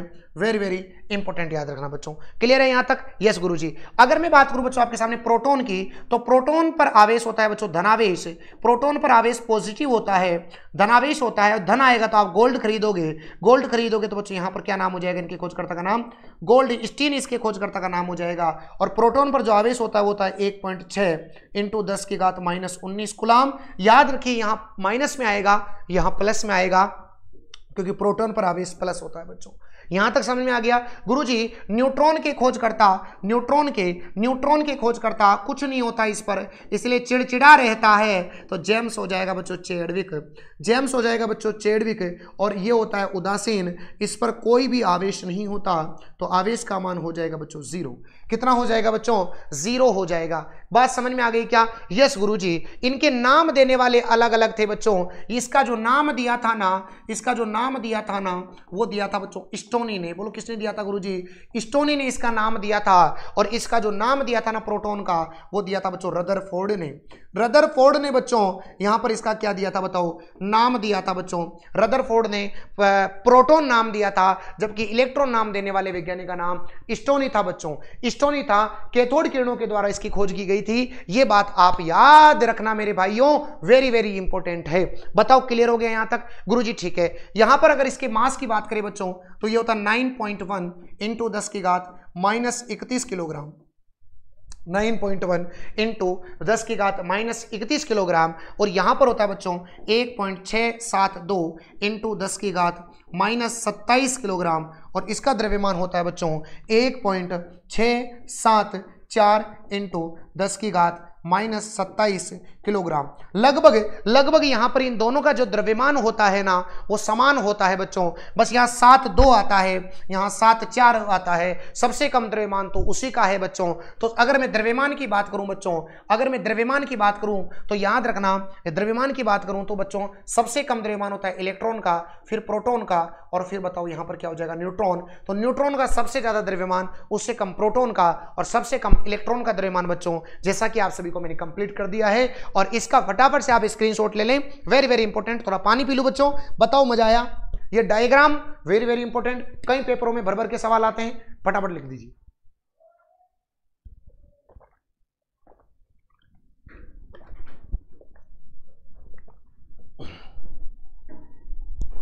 ओके यस, आगे बढ़े। अब देखो इन सब बातों को मैंने लिख दिया है आपके सामने, देखिएगा। देखो आप जिस प्रकार देख पा रहे हैं, परमाणु के अप्रमाणविक कण, परमाणु के अप्रमाणविक कण अपन पढ़ने वाले बच्चों। इसमें देखो परमाणु में मुख्य रूप से 3 अप्रमाणविक कण पाए जाते हैं, इलेक्ट्रॉन, प्रोटॉन, न्यूट्रॉन। बोलो सही बात है। इलेक्ट्रॉन ये रहे चारों, इनको बोलते हैं कक्षा। क्या बोलते हैं? कक्षा। कक्षक अलग चीज है, ऑर्बिट और ऑर्बिटल अलग अलग है, आगे बताऊंगा मैं आपको, ठीक है। इसके बाद ये नाभिक, नाभिक में प्रोटॉन और न्यूट्रॉन है, जैसा कि आप देख पा रहे होंगे। इसके अलावा देखो इन मूल तत्वों के अलावा कुछ अपरमाणविक कण भी होते हैं, जिनमें अपरमाणविक कण कौन कौन से होते हैं? प्रोजेस्ट्रॉन होता है, न्यूट्रिनो होता है, एंटी न्यूट्रिनो होता है, मेसोन कण होते हैं। ये अलग से याद रखने हैं। बाकी मुख्य कितने होते हैं बताओ? 3 होते हैं बच्चों। गुरुजी मजा आ गया, आज तक ऐसे साइंस कभी नहीं पढ़ी। बस बच्चों, बस यही आपका प्रेम प्यार, आपको मेरा पढ़ाया हुआ समझ में आ रहा है, तो बस यही चीज है कि हम आपके लिए मेहनत कर रहे हैं, बात खत्म। ठीक है बच्चों। अब देखो थोड़ा सा हल्का हल्का सा मैं अपने इनके बारे में बता देते हैं, ठीक है। वैसे मैंने पूरा बता दिया है, फिर भी मैं पढ़ देता हूं ताकि आपके नोट्स बने रहे। देखो बच्चों, सबसे पहले आता है इलेक्ट्रॉन के बारे में। इलेक्ट्रॉन की खोजकर्ता का नाम जे थॉमसन या टॉमसन है। इलेक्ट्रॉन नाम दिया था बच्चों स्टोनी ने। बोलो किसने दिया था? स्टोनी ने इसका नाम दिया था बच्चों। यह एक प्रकार का ऋणावेशित कण होता है इलेक्ट्रॉन। इस पर आवेश का मान माइनस का 1.6 इंटू 10 की घात -19 कूलाम होता है बच्चों। इलेक्ट्रॉन का द्रव्यमान 9.1 इंटू 10 की घात -31 किलोग्राम होता है बच्चों। यह भी आपको ध्यान रखना बच्चों, वेरी वेरी इंपॉर्टेंट। अगली बात करते हैं इलेक्ट्रॉन के बाद, तो प्रोटॉन की बात कर लेते हैं। जैसा कि मैंने पूरा पढ़ा है, ये सब कुछ लिखा हुआ है। इसके खोजकर्ता गोल्डस्टीन है बच्चों। नाम रदरफोर्ड ने रखा था। धनावेशित होता है, 1.6 इंटू 10 की घात -19 कूलाम होता है। इसके अलावा ये जिसका जो द्रव्यमान होता है वो होता है 1.672 इंटू 10 की घात -27, जबकि इसका होता है 1.674। तो सबसे ज्यादा द्रव्यमान की अगर मैं बात करूं तो न्यूट्रॉन का होगा, उससे कम फिर प्रोटॉन का होगा और सबसे कम फिर इलेक्ट्रॉन का होगा। यही करा था ना अभी अपन ने। देखो यहां पर मैंने यही क्रम लिखा था, यही क्रम लिखा था। देखो सबसे कम इलेक्ट्रॉन का, प्रोटॉन का, फिर न्यूट्रॉन का। सबसे कम इलेक्ट्रॉन है, सबसे कम क्या है बताओ? इलेक्ट्रॉन है। सबसे कम इलेक्ट्रॉन है, सबसे कम कौन है? इलेक्ट्रॉन है, फिर प्रोटॉन और फिर न्यूट्रॉन। बोलो यहां तक क्लियर है बच्चों? समझ में आ गया? इसका आवेश शून्य होता है और इसकी खोज जेम्स चैडविक ने की, और उदासीन होता है। सारी बातें वही है ना। लेकिन मैं तो कहता हूं इतना लिखने से अच्छा है आप उस डायग्राम को तैयार करके जाएं, खेल जाएंगे पेपर में भाई साहब। अब कुछ ये तो तुमको पहले ही पता था, अब कुछ जो कण तुमको पता नहीं थे उनके बारे में जानकारी ले लें। फिर जो अब तक पढ़ा है अपन ने पिछली क्लास में और इस क्लास में, उनके एमसीक्यू लगा लेते हैं, जिससे कि आपका यहां तक का पोर्शन कंप्लीट हो जाएगा बच्चों। फिर अपन कल मैथ्स की और परसों वापस साइंस की होगी। उस समय फिर अपना जो टॉपिक होगा वो आपको पता लग जाएगा। शायद या तो अम्ल, क्षार और लवण होगा मेरे हिसाब से, या फिर कार्बन हो या उसके यौगिक होंगे। तो पहले अपन केमिस्ट्री को पूरी करेंगे, फिर वापस फिजिक्स चालू करेंगे, फिर बायो की जो 2 चैप्टर बचे हैं उनको कंप्लीट करेंगे, और इस प्रकार आपकी 1 टॉपिक 1 शॉर्ट सीरीज खत्म होगी, है ना। चलो आगे देखिएगा। अब कुछ और भी देख लेते हैं अपन। देखो सबसे पहले बात करते हैं प्रोजिट्रॉन। प्रोजिट्रॉन नाम से स्पष्ट है, प से प्रोजिट्रॉन और प से पॉजिटिव, तो जो धनावेशित होते हैं। और इसकी खोज की थी एंडरसन। मेरा सन मेरे अंडर में है, तो एंडरसन, एंडरसन क्या बोले ये बताओ? एंडरसन। इसका आवेश एवं द्रव्यमान इलेक्ट्रॉन के समान होता है। अब ये जो होता है ना प्रोजिट्रॉन, इसका जो सब कुछ इलेक्ट्रॉन के समान होता है। आवेश भी इसका इलेक्ट्रॉन के बराबर होता है, द्रव्यमान भी इतना ही होता है, लेकिन बस प्रकृति उल्टी होती है। तो याद रखना, इलेक्ट्रॉन पर आवेश माइनस होता है, जबकि प्रोजिट्रॉन पर कैसा होता है? प्लस होता है। इसलिए इसको एंटी इलेक्ट्रॉन भी कहते हैं। इलेक्ट्रॉन का उल्टा है ना, क्योंकि इलेक्ट्रॉन पर माइनस और प्रोटॉन पर, प्रोजिट्रॉन पर प्लस, तो उल्टा हो गया ना। तो इसे बोलते हैं एंटी इलेक्ट्रॉन, जिसे बोलते हैं प्रोजिट्रॉन। हो गया याद? एंडरसन खोज करता है, याद रखना। एंडरसन, मेरा सन मेरे अंडर में है इसीलिए पॉजिटिव है। क्या बात है, बाबा ने ट्रिक हाथों हाथ बना दी है बच्चों। क्या कि मेरा सन मेरे अंडर में है इसलिए पॉजिटिव है, तो पॉजिटिव से प्रोजिट्रॉन। ऐसे ही बाबा को नहीं जाना जाता बच्चों, आइएगा याद करते जाइएगा। अगला एंटी प्रोटॉन, नाम से स्पष्ट हो रहा होगा कि प्रोटॉन का उल्टा, मतलब कि गुरुजी इलेक्ट्रॉन के समान, क्योंकि प्रोटॉन पर प्लस आवेश होता है और प्लस का उल्टा माइनस होता है, मतलब कि इस पर माइनस आएगा और माइनस इलेक्ट्रॉन पर होता है। ठीक है बच्चों, तो ध्यान से समझिएगा। इसके खोजकर्ता सेगरे, इसके खोजकर्ता का नाम है सेगरे बच्चों, याद रखिएगा। इस पर आवेश और द्रव्यमान प्रोटॉन के समान होते हैं। आवेश और द्रव्यमान प्रोटॉन के समान होते हैं, लेकिन प्रकृति जो होती है वो उल्टी होती है बच्चों। कैसी होती है? इसकी ऋणावेशित होती है, मैंने जैसा बता दिया। खोजकर्ता याद रखना सेगरे होंगे। मेसोन कण वेरी वेरी इंपॉर्टेंट है बच्चों। अगर मैं तीनों में बात करूं तो मेसोन कण सबसे इंपॉर्टेंट है, याद रखिएगा। मेसोन कण की खोजकर्ता यूकावा है बच्चों, याद रखिएगा। यूकावा है, याद रखना। कौन है बताओ? यूकावा है। यह धनावेशित, ऋणावेशित, उदासीन प्रकृति का होता है। इसका द्रव्यमान इलेक्ट्रॉन के द्रव्यमान का लगभग 200 गुना होता है। जिसका मेसोन कणों का जो द्रव्यमान होता है वो इलेक्ट्रॉन के द्रव्यमान का 200 गुना होता है। जितना इलेक्ट्रॉन का द्रव्यमान होता है 9.1 इंटू 10 की घात -31, इसका 200 गुना अगर आप करोगे, 200 गुना, ओहो ये कहां से आता है भाई?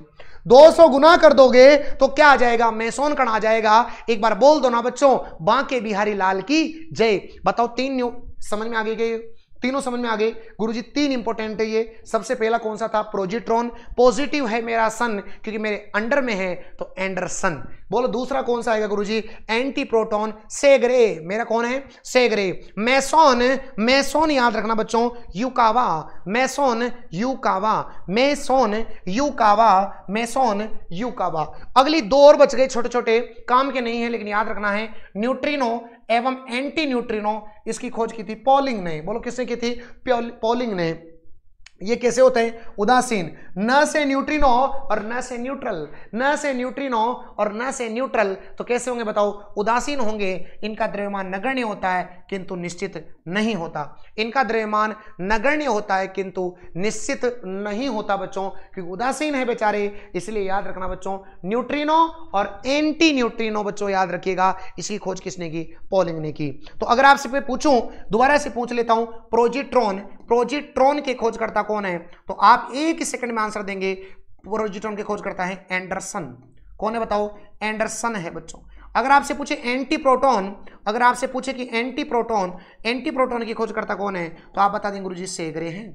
कौन है बताओ? सेग्रे हैं।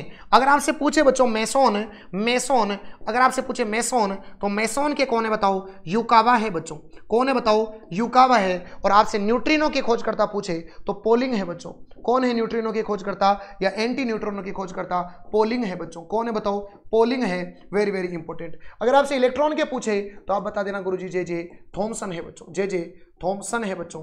अगर प्रोटॉन के खोजकर्ता पूछे तो बता देना गुरुजी गोल्डस्टीन है बच्चों। कौन है बताओ? गोल्डस्टीन है। और अगर आपसे न्यूट्रॉन के खोजकर्ता पूछे तो आप बता देना गुरुजी जेम्स चैडविक है। अब बोलो याद हुए कि नहीं हुए? अरे भाई साहब, दुनिया कहती है भाई साहब याद नहीं होता। अरे भाई साहब क्लास में जुड़ के तो देखो, बाबा के साथ शुरू से अंत तक क्लास में जुड़ के देखो, याद करवाएंगे चाहे कैसे भी करवाएं। आप फटाफट से इसका स्क्रीनशॉट लो और फिर प्रश्नों के लिए तैयार हो जाओ, क्योंकि आपका टॉपिक आज का कंप्लीट हो चुका है। और अब अपन थोड़ा सा हल्का सा अपन चीजों को समझते हैं और उसके बाद हम 2-3 बातें और समझ लेते हैं, जिससे कि अब तक का पोर्शन आपका कंप्लीट हो जाएगा। और फिर इसके एमसीक्यू करेंगे और क्लास को दी एंड करेंगे। मजा आ रहा है कि नहीं आ रहा? पहले तुम बताओ बच्चों, कमेंट करके बताओ कि गुरुजी सीधा सीधा पेपर में छपने वाली चीजें चल रही है बच्चों। और जब पेपर में छपने वाली चीजें मिलेगी ना तो मजा तो आएगा बच्चों। एक बार कमेंट करके बता दीजिए कैसा लग रहा है बच्चों पढ़ के। कमेंट करके बताओ यार, 2 मिनट बताइए कैसा लग रहा है बच्चों आपको पढ़ के, कैसा लग रहा है?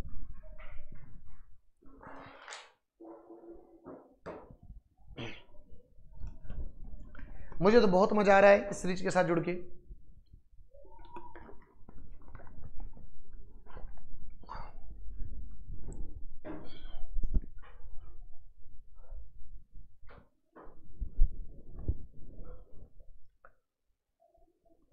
क्या बात है, थैंक यू सो मच, बहुत बहुत धन्यवाद बच्चों। बस आपका ये विश्वास, प्रेम, प्यार हमेशा बनाए रखना, जिससे कि हम ज़्यादा से ज़्यादा चीज़ों को आगे बढ़ा पाएँ और अच्छे से अच्छा कर पाएँ। और बस मेरा यही जो आपसे एक निवेदन था कि आप बस मेहनत करते रहें बच्चों, हम आपके लिए लगे हुए हैं। और जैसा भी हो सकता है, इसके बाद आपकी जो डिमांड्स है वो आप मुझे बताना। वन शॉट सीरीज के बाद एक आपके लिए बहुत अच्छा सरप्राइज है जो आप सभी की तैयारी को और अच्छे मुकाम तक पहुंचाएगा। इसलिए मैंने कहा कि आगे से आगे आपके लिए तैयारी चल रही है बच्चों, बस आप जुड़े रहो। और जैसे वन शॉट सीरीज की लगभग आज कौन सी क्लास थी ये? कौन सी क्लास थी बच्चों ये क्लास नंबर 8 थी आज, है ना। और अगली क्लास 9, 10 होने के बाद आपकी 50% आपका जो आपकी जो चल रही है ना वो हो जाएगा। ठीक है, फिर 20 क्लास से अपने को इसमें मिलेगी ना, तो 20 क्लासों के हिसाब से अपने, क्योंकि अभी फिजिक्स के टॉपिक बचे हुए और कुछ टॉपिक अपने बायो के भी बचे हुए, ठीक है ना, तो पहले उनको कवर अप कर लेंगे अपन। उसके बाद फिर इसके बाद आपके लिए नेक्स्ट प्लानिंग, नेक्स्ट सरप्राइज है, तैयार रहिएगा सभी बच्चे। क्योंकि मैंने आपको एक बात बोली थी कि जब तक पेपर में साइंस के पूरे में से पूरे सवाल सही नहीं होंगे तब तक हम छोड़ने वाले नहीं है, साइंस को पूरी नस्ते नाबूद करेंगे बच्चों। बस आप जुड़े रहना, ठीक है, ओके। यहां तक का काम कंप्लीट। 2 छोटी छोटी बातें और बता देता हूं, वैसे मैंने बता दी है आपको पहले, लेकिन नोट्स के रूप में नहीं लिखाई थी, इसी वजह से मैं दोबारा पढ़ देता हूं। मैंने बताया था कि तत्व जो होते हैं वो समान परमाणुओं का समूह तत्व कहलाता है। यौगिक जिसमें 2 चीजें निश्चित अनुपात में मिलती है वह यौगिक, और किसी भी अनुपात में मिल जाए वो क्या कहलाते हैं बताओ? मिश्रण कहलाते हैं। और मिश्रण 2 प्रकार के होते हैं, एक सममांगी और एक विषमांगी। जहां बढ़िया तरीके से घुल जाते हैं वो तो सममांगी, और जहां बढ़िया तरीके से नहीं घुलते वो विषमांगी होते हैं। ये नोट्स के रूप में लिखा हुआ है, देखिएगा ध्यान से। रासायनिक संगठन के आधार पर पदार्थ के प्रकार, पदार्थ के प्रकार। तो सबसे पहले अपने पदार्थ पढ़े, फिर देखो सबसे पहले पदार्थ पढ़े, पदार्थ की अवस्थाएं पढ़ी, समझना पदार्थ पढ़ा पहले, सबसे पहले अपने पदार्थ पढ़ा, फिर पदार्थ के बाद पदार्थ की अवस्थाएं पढ़ी, सारी जितनी भी चौथी पांचवी छठी तक अवस्थाएं पढ़ी, फिर पदार्थ के अपने गुण पढ़े, फिर पदार्थ के अपने क्या पढ़े बताओ, गुण पढ़े। और अब अपन पढ़ेंगे पदार्थों के प्रकार, पदार्थों के प्रकार, पदार्थ के प्रकार, पदार्थ के प्रकार, ठीक है, पदार्थ के प्रकार। और ये दो प्रकार के होते हैं बच्चों, एक होते हैं शुद्ध, एक होते हैं बच्चों शुद्ध और प्योर, और एक होते हैं बच्चों अशुद्ध, एक होते हैं शुद्ध और एक होते हैं अशुद्ध। अगर मैं बात करूं बच्चों शुद्ध की, तो शुद्ध में दो चीजें आती है, एक आती है बच्चों तत्व, क्या आएंगे बच्चों तत्व, और एक आते हैं बच्चों यौगिक तत्व, और क्या आते हैं बताओ इसमें यौगिक आते हैं बच्चों। अगर अशुद्ध की बात करूं ना तो इसमें आते हैं बच्चों मिश्रण, तत्व यौगिक और मिश्रण। अब आप बोलेंगे गुरुजी कैसे, तो तत्व क्या होते हैं आप ध्यान से समझना, तत्व क्या होते हैं, समान परमाणुओं का समूह तत्व कहलाता है। जैसे कि O2, O2, Cl2, Cl2, O3, ये समान जो परमाणुओं का समूह है ना, इसे क्या कहेंगे बताओ, तत्व कहते हैं। यौगिक का मतलब कोई भी दो चीजें मिला दो आप, उन दोनों चीजों को मिलाने पर अगर आप उसको फिक्स रेशियो में मिलाते हो, जैसे कि मैंने आपको पहले भी बताया CO2 कार्बन का 12 होता है, कार्बन का 12 होता है द्रव्यमान, ऑक्सीजन का 16 होता है, लेकिन दो ऑक्सीजन है तो 16 दूनी कितना हो जाएगा, 32 हो जाएगा। तो देखो यहां पर 4 तिया 12 और 4 8 32, तो ये अनुपात फिक्स है। CO2 के अंदर कार्बन जो है वो 3 और ऑक्सीजन कितना बताओ 8, मतलब इनका अनुपात फिक्स है, 3:8 है। तो ये अनुपात जो फिक्स होगा ना, जैसे ग्लूकोज हो गया, जैसे ग्लूकोज हो गया, फ्रक्टोज हो गया, सुक्रोज हो गया, जब भी कोई सूत्र की बात करेगा तो वो सब यौगिक कहलाएंगे। लेकिन किसी भी अनुपात में मिला दो, जैसे कि ये पानी है और इस पानी में आपने क्या मिला दी बताओ, रेत मिला दी बच्चों, तो किसी भी अनुपात में जो मिलाओगे वो क्या कहलाएगा, मिश्रण कहलाएगा। और मिश्रण दो प्रकार के हो जाएंगे, एक होता है सममांगी और एक होता है विषमांगी। जब बढ़िया तरीके से घुल जाए, जैसे शिकंजी बनाते हो तो बढ़िया तरीके से घुल जाती है तो सममांगी कहलाएगा, और विषमांगी मतलब अलग अलग, जैसे रेत और पानी अलग अलग रहेंगे तो विषमांगी होगा। बात पल्ले पड़ गई क्या, यस गुरुजी। अब देखो पूरा ऐसा कैसा लिखा हुआ है, ध्यान दो। और जितने परमाणु होंगे ना, परमाणुओं की संख्या को ध्यान समझना, परमाणुओं की संख्या को परमाणुकता कहते हैं। लिख दीजिए बच्चों, परमाणुओं की संख्या को परमाणुकता कहते हैं। क्या कहते हैं, परमाणुओं की संख्या को परमाणुकता कहते हैं। जैसे कि यहां परमाणु कितने थे बताओ, 2, H और H 2, तो परमाणुकता कितनी हो जाएगी, 2 हो जाएगी। यहां 2 मिले हुए तो ये भी 2 हो जाएगी। यहां 3 परमाणु है ऑक्सीजन के, ओजोन, तो 3 परमाणुकता हो जाएगी। सल्फर में 8 हो जाएगी, सोडियम का 1 ही तो 1 हो जाएगी। तो जितने परमाणु होंगे उसे क्या बोलेंगे, परमाणुकता बोलेंगे। जैसे आपसे पूछे क्लोरीन की परमाणुकता 2 होगी क्योंकि Cl2 के रूप में मिलता है। आयोडीन परमाणुकता कितनी होगी, I2 के रूप में है तो परमाणुकता 2 हो जाएगी। तो परमाणुओं की संख्या को हम क्या कहते हैं बच्चों लोग, परमाणुकता कहा जाता है। बताओ यहां तक समझ में आ गई, परमाणुओं की संख्या को हम क्या कहते हैं, परमाणुकता कहते हैं। और परमाणु जो होते हैं वो परमाणु और परमाणु मिलकर के आपके सामने क्या बनाएंगे, अणु बनाते हैं बच्चों।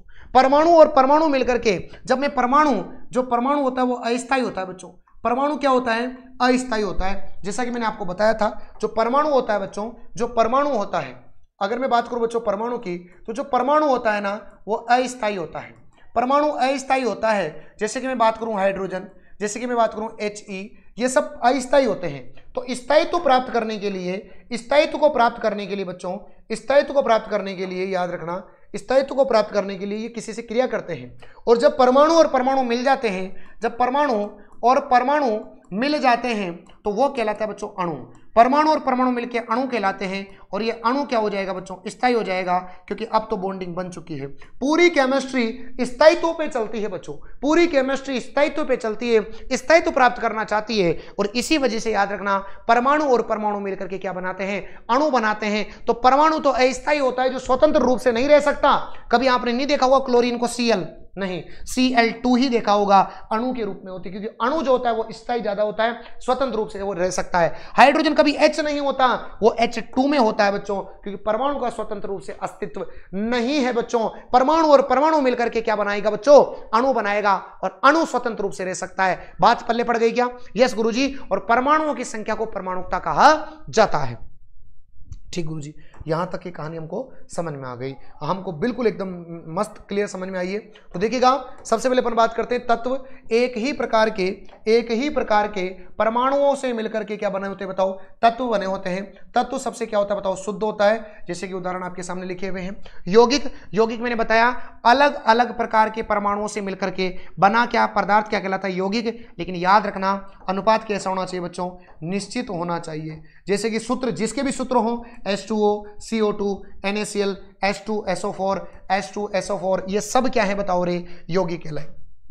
बात करते हैं मिश्रण की, बात कर लेते हैं मिश्रण की। तो दो या दो से अधिक पदार्थों को मिलाया जाता है, लेकिन कैसे भी मिला दिया जाए तो बताओ क्या कहलाएगा, मिश्रण। जैसे या तो तत्व और तत्व को मिला दो, तत्व और यौगिक को मिला दो, यौगिक और यौगिक को मिला दो, किसी को भी मिला दो, बस आप तत्व के साथ तत्व मिला दो, तत्व के साथ यौगिक मिला दो, या यौगिक के साथ यौगिक मिला दो। लेकिन अनुपात फिक्स नहीं होगा, अनुपात फिक्स है तो यौगिक, अनुपात अलग अलग है तो मिश्रण। बात पल्ले पड़ गई क्या तुम्हारे सर? ऐसे एंजॉय के साथ science, thank you so much बच्चा। बस मेहनत करते हैं यार, लगे रहते हैं पूरे दिन, ऑफलाइन पढ़ाते हैं ऑनलाइन पढ़ाते हैं, है कि नहीं, मेहनत कर रहे हैं। बस ये है कि आप साइंस में बढ़िया तरीके से पढ़ रहे हो, ठीक है।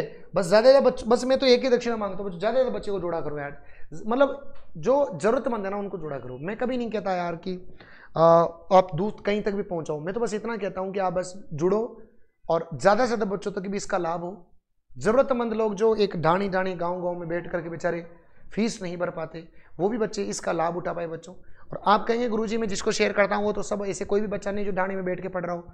बच्चों ये चेन सिस्टम होता है, आपने किसी को शेयर किया, हो सकता है उसको क्लास पसंद आई, उसने उसको शेयर किया, और कहीं ना कहीं वो क्लास ऐसे व्यक्ति तक पहुंच गई जो वास्तव में जिसको इस चीज़ की ज़रूरत है, जिसको एक एक रुपए की वैल्यू बच्चों, जिसको खाने की दोनों टाइम की रोटी भी नसीब नहीं होती, क्योंकि फ़ोन आज की दुनिया में सबके पास होता है। वो पढ़ लेगा बच्चों, और पढ़ लेगा तो उसके परिवार की स्थिति सुधर जाएगी, सबकी दुआ लगेगी। मैं नहीं कहता कि आप सभी कोई बिना जरूरतमंद का उसको शेयर करो, मैं तो कहता हूँ जरूरतमंद लोगों तक पहुँच जाए क्लास, और बच्चा घर बैठे भी सिलेक्शन ले पाए बच्चों। मेहनत इसलिए कर रहे हैं अपन, है ना।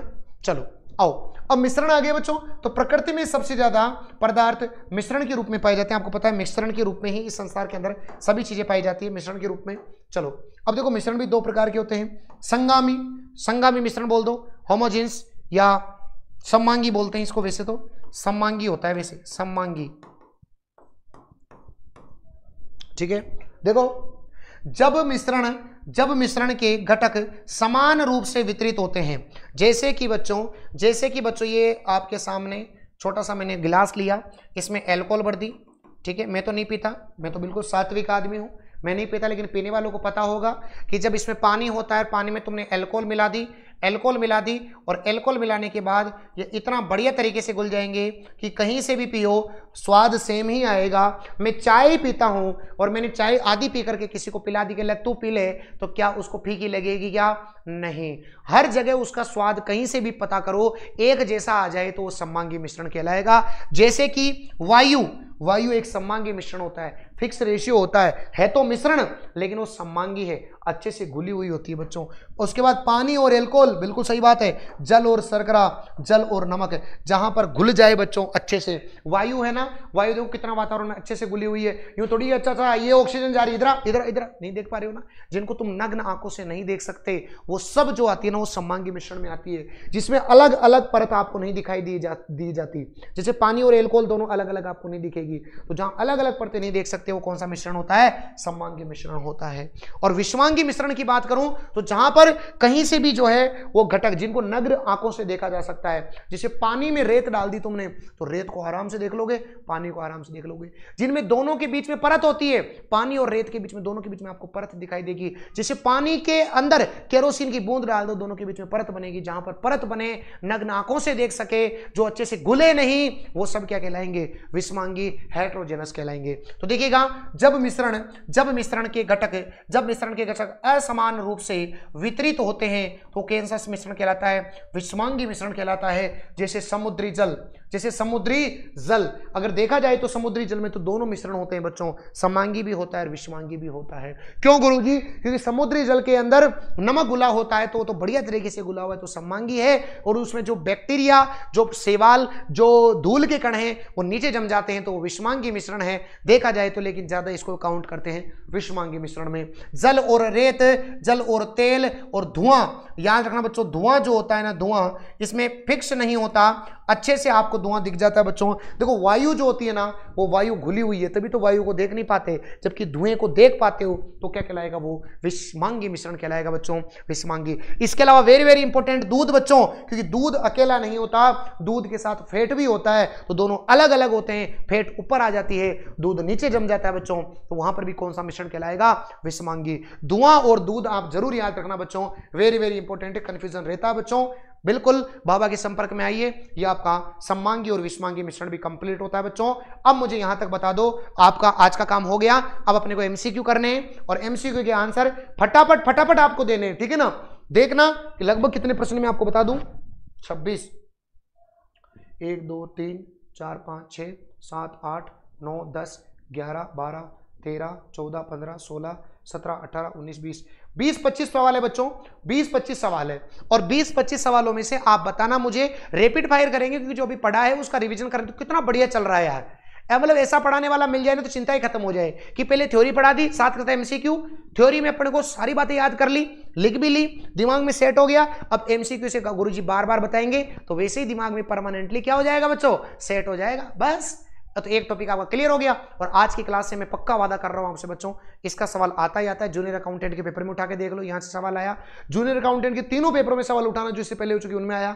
एलडीसी में यहां से सवाल आता है, पटवार में यहां से सवाल आता है बच्चों, आएगा ही आएगा। पशु परिचय में भी आएगा ही आएगा, 100% है बच्चों। तो चलिएगा, तैयार है? हम सभी थम्सअप कर दीजिए, फटाफट से थम्सअप कर दो। बांके बिहारी लाल की जय, जय जय श्री राम, जय जय श्री श्याम, जय जोहार, जय मेवाड़, सभी का स्वागत, जय भीम, नमस्कार साथियों। फटाफट से एक बार शेयर कर दो और अब जुड़ जाइए एमसीक्यू के साथ। चलिएगा, आप सभी की स्क्रीन पर पहला प्रश्न, 2 करोड़ के लिए पहला प्रश्न आइएगा। इलेक्ट्रॉन के खोजकर्ता कौन है? बताइएगा। पहला ऑप्शन गोल्डस्टीन, युकावा, रदरफोर्ड या फिर थॉमसन। आइएगा, देखो बच्चों, अगर मैं बात करूं बच्चों गोल्डस्टीन की, गोल्डस्टीन की बच्चों, तो गोल्डस्टीन है, गोल्ड किससे लाओगे? धन से। तो याद रखना धनावेश, धनावेश किस पर होता है? प्रोटॉन पर। तो इन्होंने की थी बच्चों प्रोटॉन की खोज, प्रोटॉन की खोज की थी बच्चों। लेकिन प्रोटॉन का जो नाम रखा था ना, वो किसने रखा था बताओ? रदरफोर्ड ने रखा था। ठीक है, अगली बात करते हैं अपन। रदरफोर्ड ने नाम रख दिया, नाभिक की खोज कर दी जे थॉमसन, तो इलेक्ट्रॉन की खोजकर्ता का नाम है जे थॉमसन बच्चों। और नाम याद करें, नाम किसने दिया इलेक्ट्रॉन? तो याद रखना स्टोनी ने दिया, और कैथोड किरणों से, ठीक है, इसकी उत्पत्ति हुई। क्लियर है बच्चों? यस, सभी का आंसर है D D D D D D D. वाह भाई वाह, छा गए गुरु, छा गए, बहुत बढ़िया। चलो अगला प्रश्न, न्यूट्रॉन की खोज किसने की? न्यूट्रॉन तो उदासीन होता है। आंसर करिए। न्यूट्रॉन के पास तो बेचारे के पास ना तो कुछ लेने का ना कुछ देने का, न्यूट्रल होता है, उदासीन होता है, और उदासीन व्यक्ति चिड़चिड़ा होता है। तो James Chadwick. Goldstein proton, Rutherford नाभिक के खोजकर्ता भी हैं, और इसके अलावा नाइट्रोजन के खोजकर्ता भी हैं।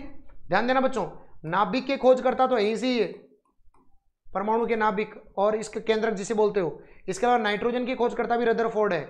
इसके अलावा बच्चों अगर मैं बात करूं प्रोटॉन नाम देने वाला, प्रोटॉन जो नाम देने वाला है ना, ये भी कौन है बताओ? रदरफोर्ड है। तीनों बातें आप इसके बारे में याद रखना बच्चों, नाभिक, नाइट्रोजन के खोजकर्ता और प्रोटॉन नाम देने वाले रदरफोर्ड। अगला प्रश्न, नाभिक के खोजकर्ता कौन है? अभी थोड़ी देर पहले बताया था, Yukawa, Rutherford, Chadwick, Dalton. Dalton ने तो परमाणु का सिद्धांत दिया था, परमाणु का सिद्धांत दिया था डाल्टन ने। परमाणु की खोज का पहला श्रेय डाल्टन को जाता है। डाल्टनवाद ने डाल्टन सिद्धांत दिया था।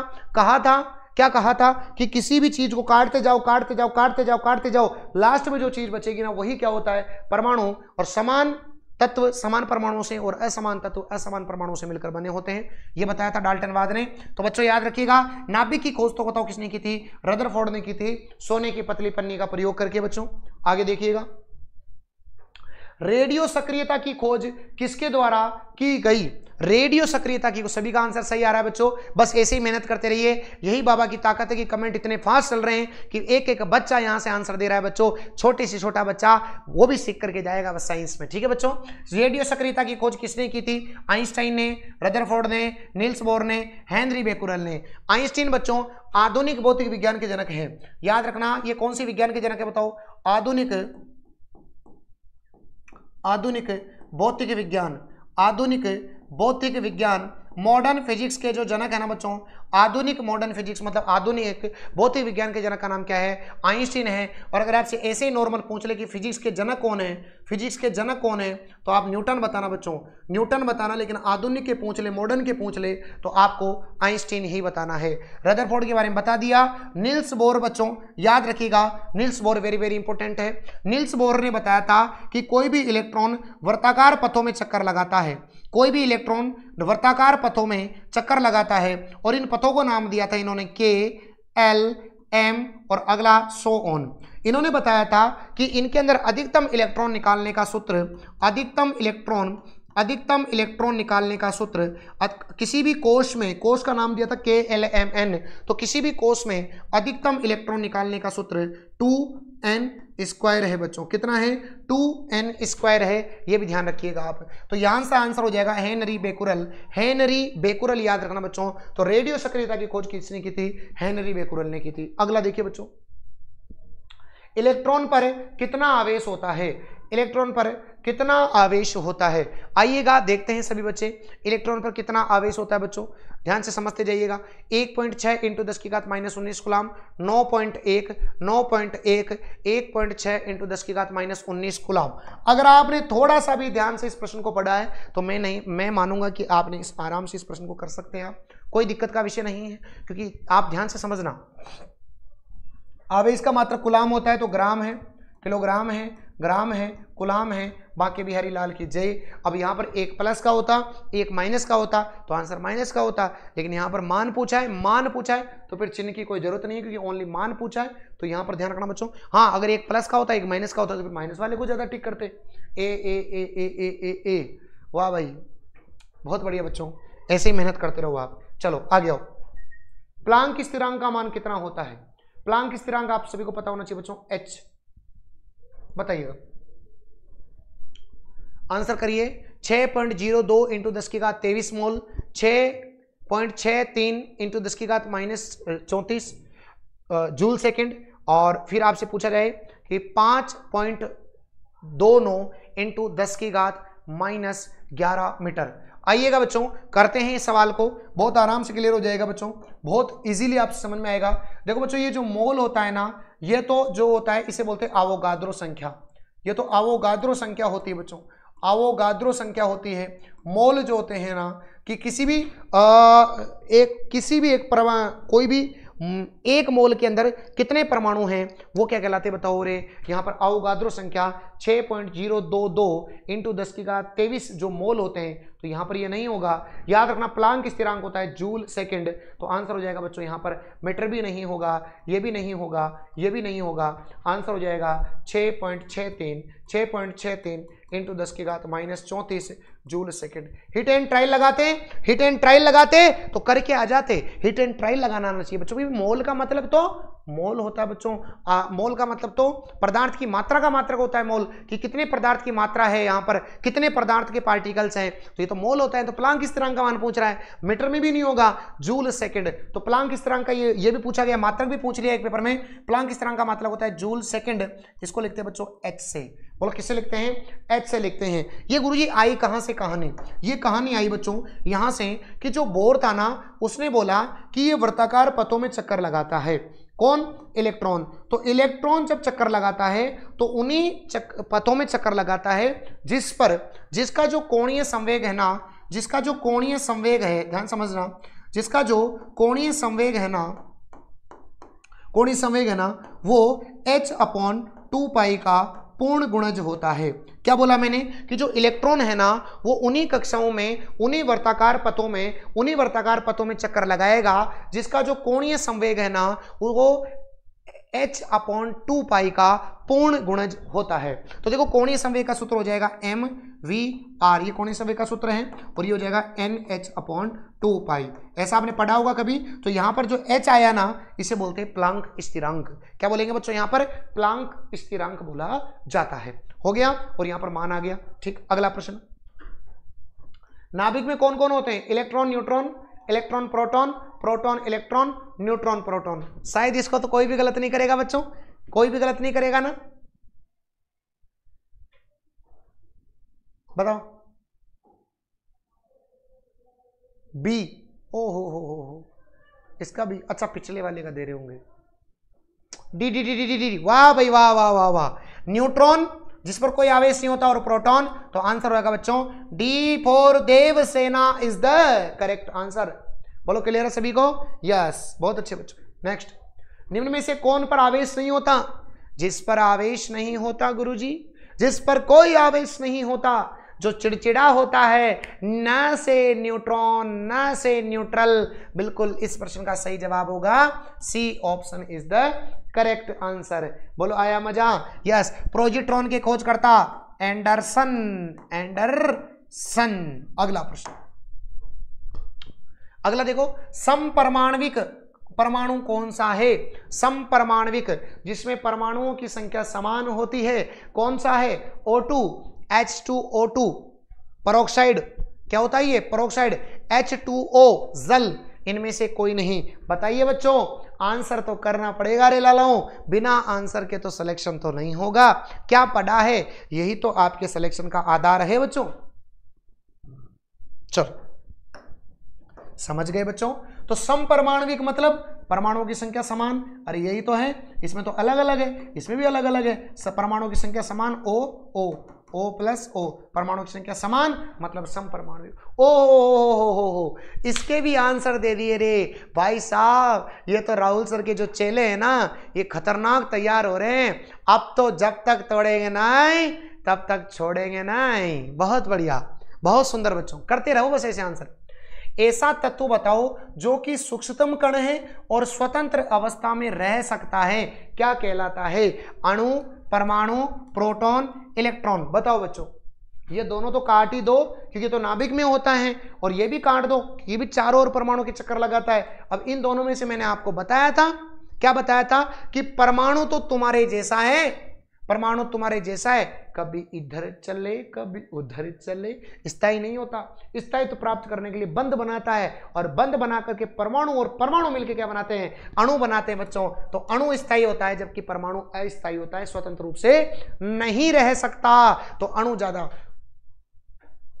ए ए ए ए ए ए ए ए ए, वाह भाई वाह। एक बच्चा आंसर दे रहा डी। हाँ, उसने सोचा होगा इलेक्ट्रॉन तो स्वतंत्र ही घूमते हैं ना। वाह भाई वाह।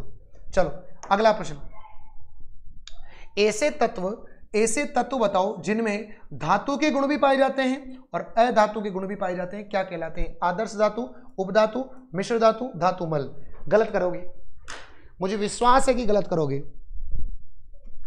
बताओ, साइड में हो जाता हूं मैं। बताओ प्रश्न।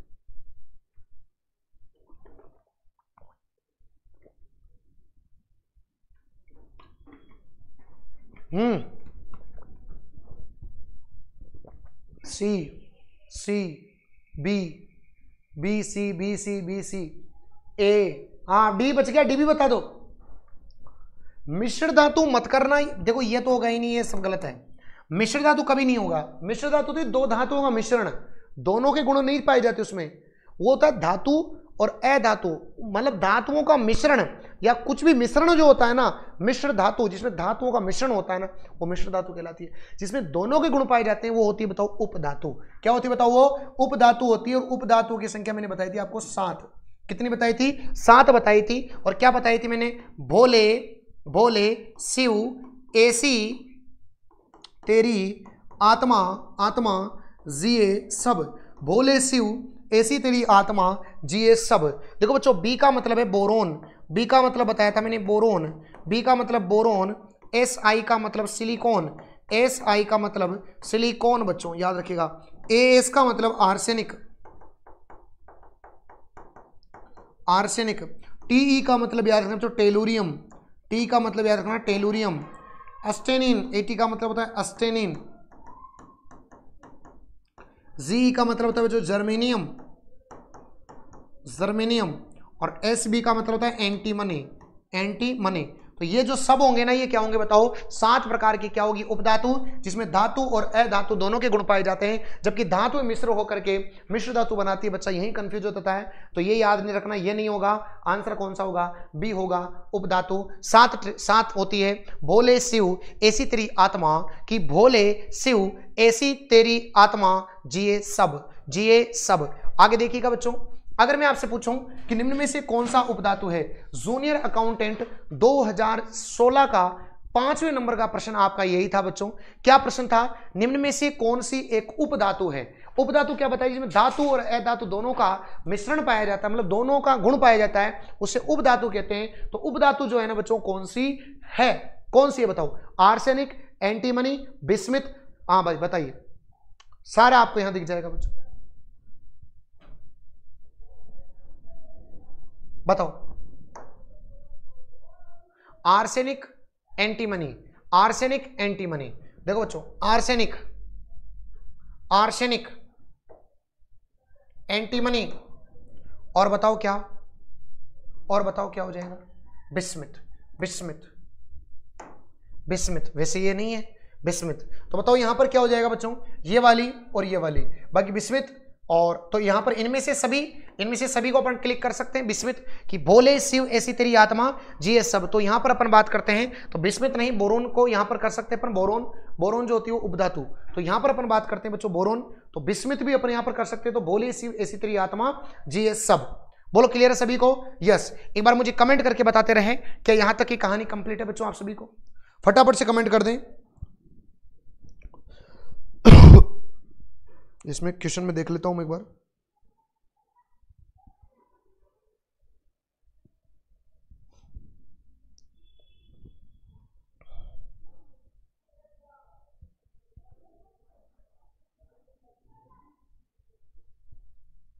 जी यहां पर, हाँ तो ये इसमें इनमें से सभी ये इसका सही जवाब होगा नहीं।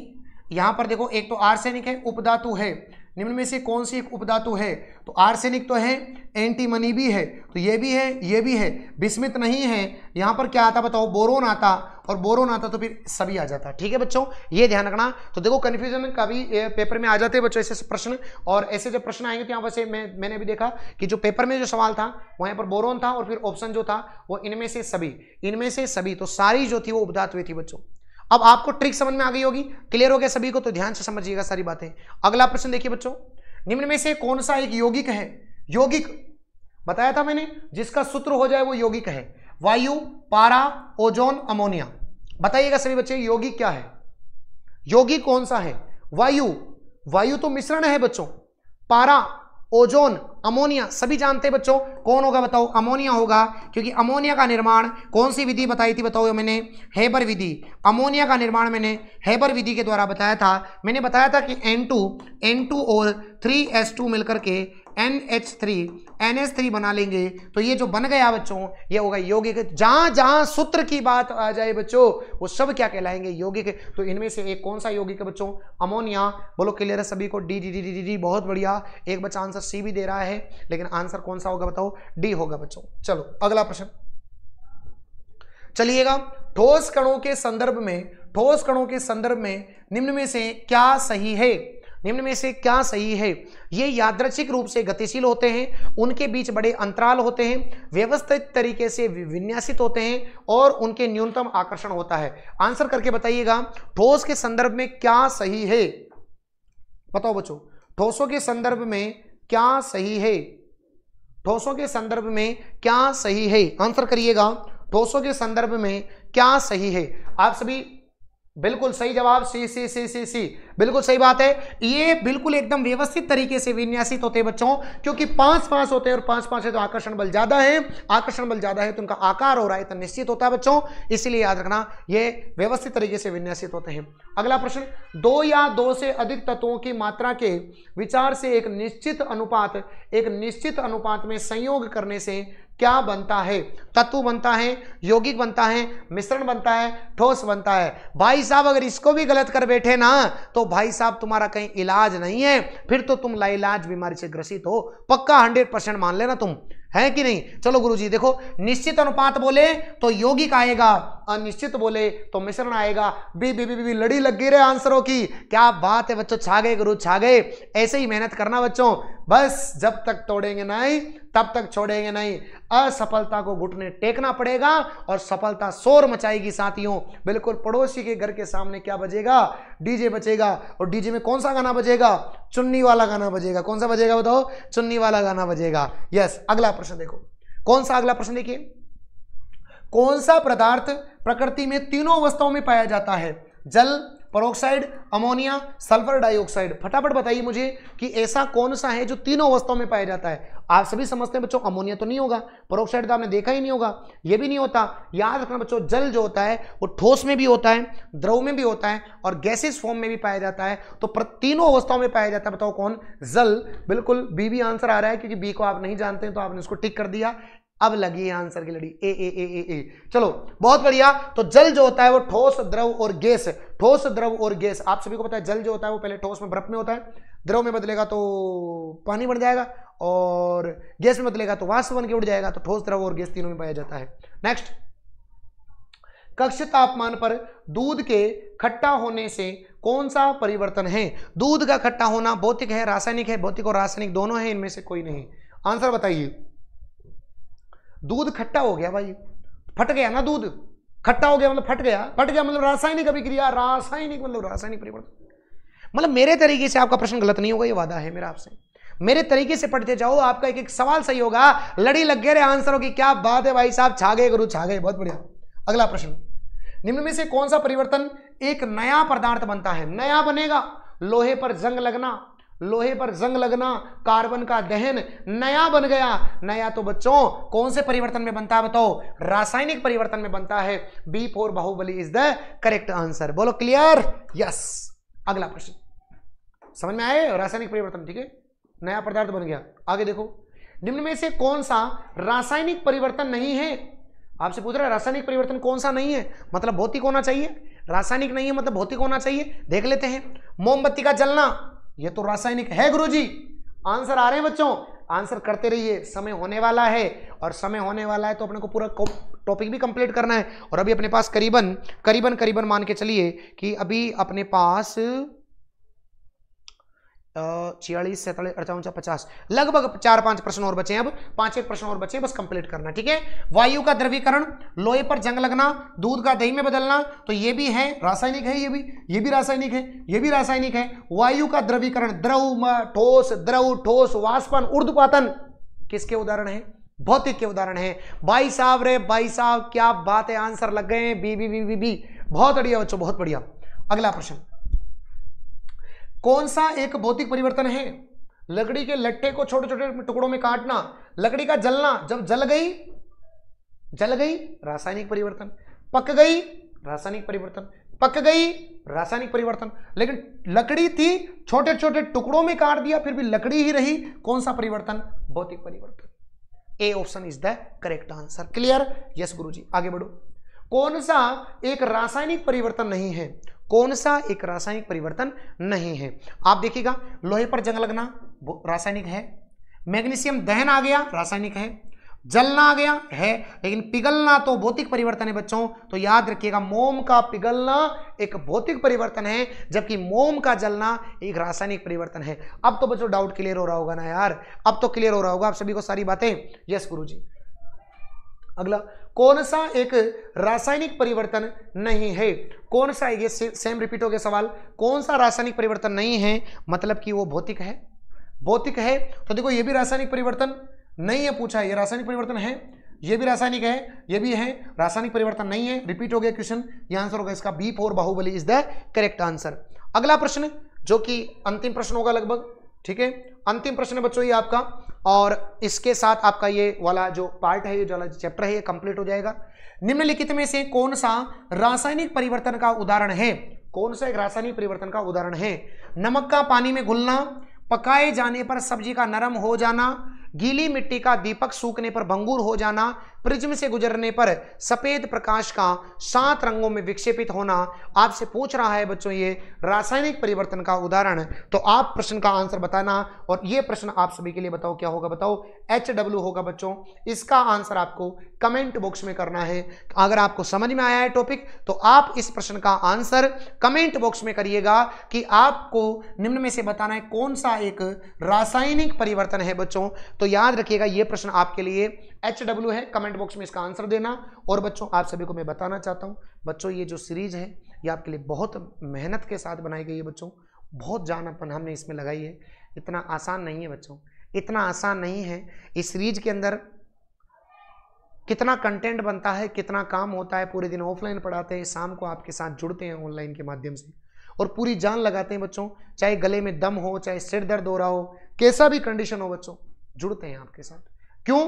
क्योंकि ये क्लास उस गरीब बच्चे तक भी पहुंचे। गरीब कोई नहीं है, लेकिन उस बच्चे तक भी ये क्लास पहुंचनी चाहिए बच्चों जो इस क्लास को ईमानदारी से पढ़ना चाहता है, जो जिसके पास नहीं है यार 100 रुपये भी नहीं है, हमने इतनी कम फीस की लेकिन नहीं है, पढ़ना चाहता है, तो आपकी एक इस क्लास को शेयर कीजिए ज़्यादा से ज़्यादा। जितने भी सोशल मीडिया प्लेटफॉर्म पर आपका एक जिम्मेदारी बनती है बच्चों। मैं गुरु दक्षिणा कुछ नहीं मांगता, इतनी गुरु दक्षिणा आपसे जरूर मांगता हूँ हमेशा कि बच्चों बस 2 काम कर दिया कीजिए, 2 नहीं 3, थोड़ी सी 3। पहला काम शेयर करना है रेगुलर, अपने स्टेटस पे लगा दो, टेलीग्राम एक कोई ऐसी चीज़ होती है तो इंस्टा वगैरह पे शेयर करते हो ना, ऐसे शेयर कर दो। दूसरी चीज़ वीडियो को लाइक कर दो बच्चों। और तीसरी चीज़ में आपसे पसंद आई तो लाइक करो, नहीं आया तो डिसलाइक कर दो, मैं कभी नहीं कह रहा। और तीसरी बात, अगर आपको अच्छी लगी हो ना और दिल से दुआ निकली हो तो एक बार वीडियो नीचे कमेंट भी किया करो बच्चों। अभी कमेंट करते हो ना आप, इतने सारे लड़ी से कमेंट आते हैं, मेरे को समझ नहीं आते फिर ये, लेकिन कमेंट जो बाद में करोगे ना, मैं सबको पढ़ता हूँ और सबको मेरी टेक्निकल टीम के साथ बैठ करके जो जो आपको कोई सवाल होते हैं, कोई बात होती है तो मैं टेक्निकली मेरे, और जब मुझे समय मिलता है तो मैं खुद उन कमेंट्स को पढ़ता हूँ। बस इतना ही तो मांगते हैं यार आपसे, और क्या चाहते हैं बताओ आप। बस बाकी मैंने फिर बोला था ये सीरीज नहीं छूटेगी, बीच में नहीं छोड़ेंगे। आप जितने सोशल मीडिया प्लेटफॉर्म ने सब तक पहुंच लीजिए, मतलब जितने यूट्यूब चल रहे हैं आधे से ज्यादा चीजों को चालू करते हैं और खत्म तक नहीं करते। मैं आपको क्लियर कहता हूं, मैंने बायोलॉजी पढ़ाई शाम को 5 बजे वाली क्लास में, एक एक टॉपिक उठा करके देख लेना, टॉपिक के साथ MCQ करवाए, पूरी बायोलॉजी कंप्लीट कराए 2 टॉपिक को छोड़ करके। वो 2 टॉपिक क्योंकि फिर अपनी ये सीरीज चल गई थी तो इसमें करा दूंगा उनको खत्म में, ठीक है। बाकी दिन में जो एक क्लास चली थी ऑफलाइन पशु परिचर की बेसिक क्लासरूम से, वो मैंने कंप्लीट क्लास करवाई कि उसके बाद उसका टाइमिंग चेंज हो गया उस ऑफलाइन क्लास का, इसलिए वो क्लास नहीं दे पाए। बाकी कंटिन्यू चली थी, वहां पर भी मैंने एक पूरा टॉपिक कंप्लीट करवाया था। तीसरी बात, अभी आपकी 1 शॉट सीरीज चल रही है लगातार, एक भी बिना छुट्टी की आपके सामने लगातार क्लास चल रही है। बस यही तो मेहनत है बच्चों, और इसी मेहनत के लिए बच्चे आप मुझे इतना प्रेम दे रहे हो, उसके लिए आपका बहुत बहुत धन्यवाद। बस आप ऐसे ही प्रेम प्यार बनाए रखें। आगे बच्चों अगर अपन बात करना चाहें तो आप सभी को मैं बता दूं बच्चों, आप सभी को पता है अपना जो परिवार है ये 5 लाख विद्यार्थियों का हो चुका है, 5 लाख से अधिक विद्यार्थियों का हो चुका है। और ये एक परिवार नहीं है, हमारा एक विश्वास है बच्चों, और अपना अपना अगला टारगेट 1 मिलियन है बच्चों। और मैं फिर कह रहा हूं आप कुछ मत करिए, बस पढ़ते रहिए, क्योंकि आपके माता पिता का सपना आपको पूरा करना है बच्चों। क्योंकि आपको पता है ना कि आपके माता पिता आपके लिए कितना मेहनत कर रहे हैं, वो चेहरे की झुर्रियां बता देगी कि आपके पिता आपके लिए कितनी मेहनत कर रहे हैं, वो चेहरे की झुर्रियां बता देगी कि आपके माता कितनी परेशान है बच्चों। तो उनके सपने को पूरा करना है बच्चों, उनका हर सपना पूरा करना है। और उसके लिए मैं वादा कर रहा हूं आपसे, हम वादा कर रहे हैं आपसे, हम पीछे नहीं हटेंगे, आप भी पीछे मत हटना बच्चों। वादा है मेरा आपसे, आपके माता पिता का सपना पूरा करके हम दिखलाएंगे, चलिएगा। और उसी के लिए आप सभी के लिए हमारा लक्ष्य क्लासेज का पहला लक्ष्य बैच, लक्ष्य नाम हमने पहली बार रखा, और लक्ष्य बैच मात्र 999 के अंदर बच्चों, जिसके अंदर सभी लाइव फ्रॉम क्लासरूम बैच आपको घर बैठे उपलब्ध होंगे साथियों, और आपकी सफलता को सुनिश्चित करेंगे। और टेस्ट सीरीज मात्र 99 में बच्चों, जिसके अंदर एक किताब नहीं आती, एक बुकलेट नहीं आती, उसमें आपको कंप्लीट कोर्स मिलेगा साथियों। और अपनी तैयारी को अच्छे मुकाम तक पहुंचाएं। और आज ही कोर्स लक्ष्य क्लासेज का एप्लीकेशन डाउनलोड करके, और जिसमें आप सभी देखेंगे कि सारे कोर्सेज यहां पर हैं, तो डाउनलोड करके आज ही परचेज कीजिए बच्चों, ठीक है। और ये कोर्स मैं आपको बता दूं मात्र केवल 26 फरवरी तक वैलिड है, मतलब 6 दिनों के लिए है। 20 फरवरी से लेकर के 26 फरवरी तक आप कोर्स को परचेज कर सकते हैं और अपने सिलेक्शन को सुनिश्चित कर सकते हैं बच्चों। अगली बात आपसे मैं बता दूं बच्चों कि आप सभी जो बच्चे हमसे ऑफलाइन पढ़ना चाहते हैं, जो ऑफलाइन पढ़ना चाहते हैं और जो वास्तव में जरूरतमंद है, जो बड़ी फीस नहीं दे सकते बच्चों, उन सभी विद्यार्थियों के लिए हमारे निदेशक आनंद सर ने बच्चों, जो कि विद्यार्थियों के मैं कह सकता हूं बच्चों भामाशाह, जो विद्यार्थियों के भामाशाह है बच्चों, उनने मात्र 5100 रुपए में, जो कि आज तक कभी लक्ष्य पर नहीं हुआ। 5100 रुपए फीस के अंदर आपको कंप्लीट ऑफलाइन कोचिंग मिलेगी साथियों। वो किस किस की होगी? रीट पात्रता परीक्षा, एलडीसी। तैयार हो जाओ एलडीसी वालों, अगर अभी भी देर करोगे ना तो फिर कुछ नहीं आएगा। आ जाइए उदयपुर, बोरे बिस्तर बांध करके, सिलेक्शन तो हम करवा के भेज देंगे। पशु परिचर, बीएसटीसी और पीटीटी बच्चों, मात्र फीस है 5100 रुपए, मात्र 5100 बच्चों। और याद रखिएगा, जयपुर कहीं से भी हो आप, एक बार आकर के पढ़िए साथियों, आपको हकीकत में फील आएगा कि क्लास के क्लास में कैसे चीजें याद होती है बच्चों। आइए और जुड़िए हमारे साथ में, फीस मात्र 5100 रुपए। ठीक है बच्चों, जरूरतमंद लोगों के लिए है ना। कोई मान लो बढ़िया पैसे वाला है तो फिर इस बेच में मत आना। मैं तो ये कहता हूं, ये याद रखना प्रथम 500 विद्यार्थियों के लिए, क्योंकि हमारे पास भी बैठने के लिए ऑलरेडी हमारे सभी हॉल फुल हैं, तो हमको दूसरी एक बिल्डिंग देखनी पड़ी है। तो बच्चों बस ये आपका प्रेम प्यार ऐसे ही बनाए रखें। नेक्स्ट, अगर अपन बात करें बच्चों, तो ऑनलाइन कोचिंग में अन्य कोर्स है, तो आपको बताओ कितने का ऑफर मिलेगा, बताओ। 40% की सभी कोर्सेज के अंदर आपकी भारी डिस्काउंट के साथ छूट है। इन सभी कोर्सेज पर आपको 40% का ऑफ मिलेगा साथियों। और आप सभी बच्चे हमारे सभी पीडीएफ के लिए हमारा टेलीग्राम चैनल आप सभी ज्वाइन कर लीजिएगा, लक्ष्य क्लासेज उदयपुर, जिसमें 1 लाख से अधिक बच्चों का विश्वास है बच्चों, और ये विश्वास हम कभी टूटने नहीं देंगे साथियों। चलिएगा, तो थैंक यू सो मच, बहुत बहुत धन्यवाद बच्चों। अगर आपको मेरा सेशन अच्छा लगा है तो प्लीज आप लाइक करें, और क्लास खत्म होने के बाद एक अच्छा सा प्यारा सा कमेंट करें कि जो हम मेहनत कर रहे हैं आपको कैसी लग रही है बच्चों। कमेंट करना मत भूलना, नहीं तो बाबा भाई साहब सपने में भी आते हैं। तो याद रखना, बाबा को अगर आप मानते हैं तो आप सभी वीडियो के नीचे कमेंट की बाढ़ आ जानी चाहिए बच्चों। थैंक यू, नमस्कार, राधे राधे, राम राम, जय हिंद, जय भारत, शुभ रात्रि।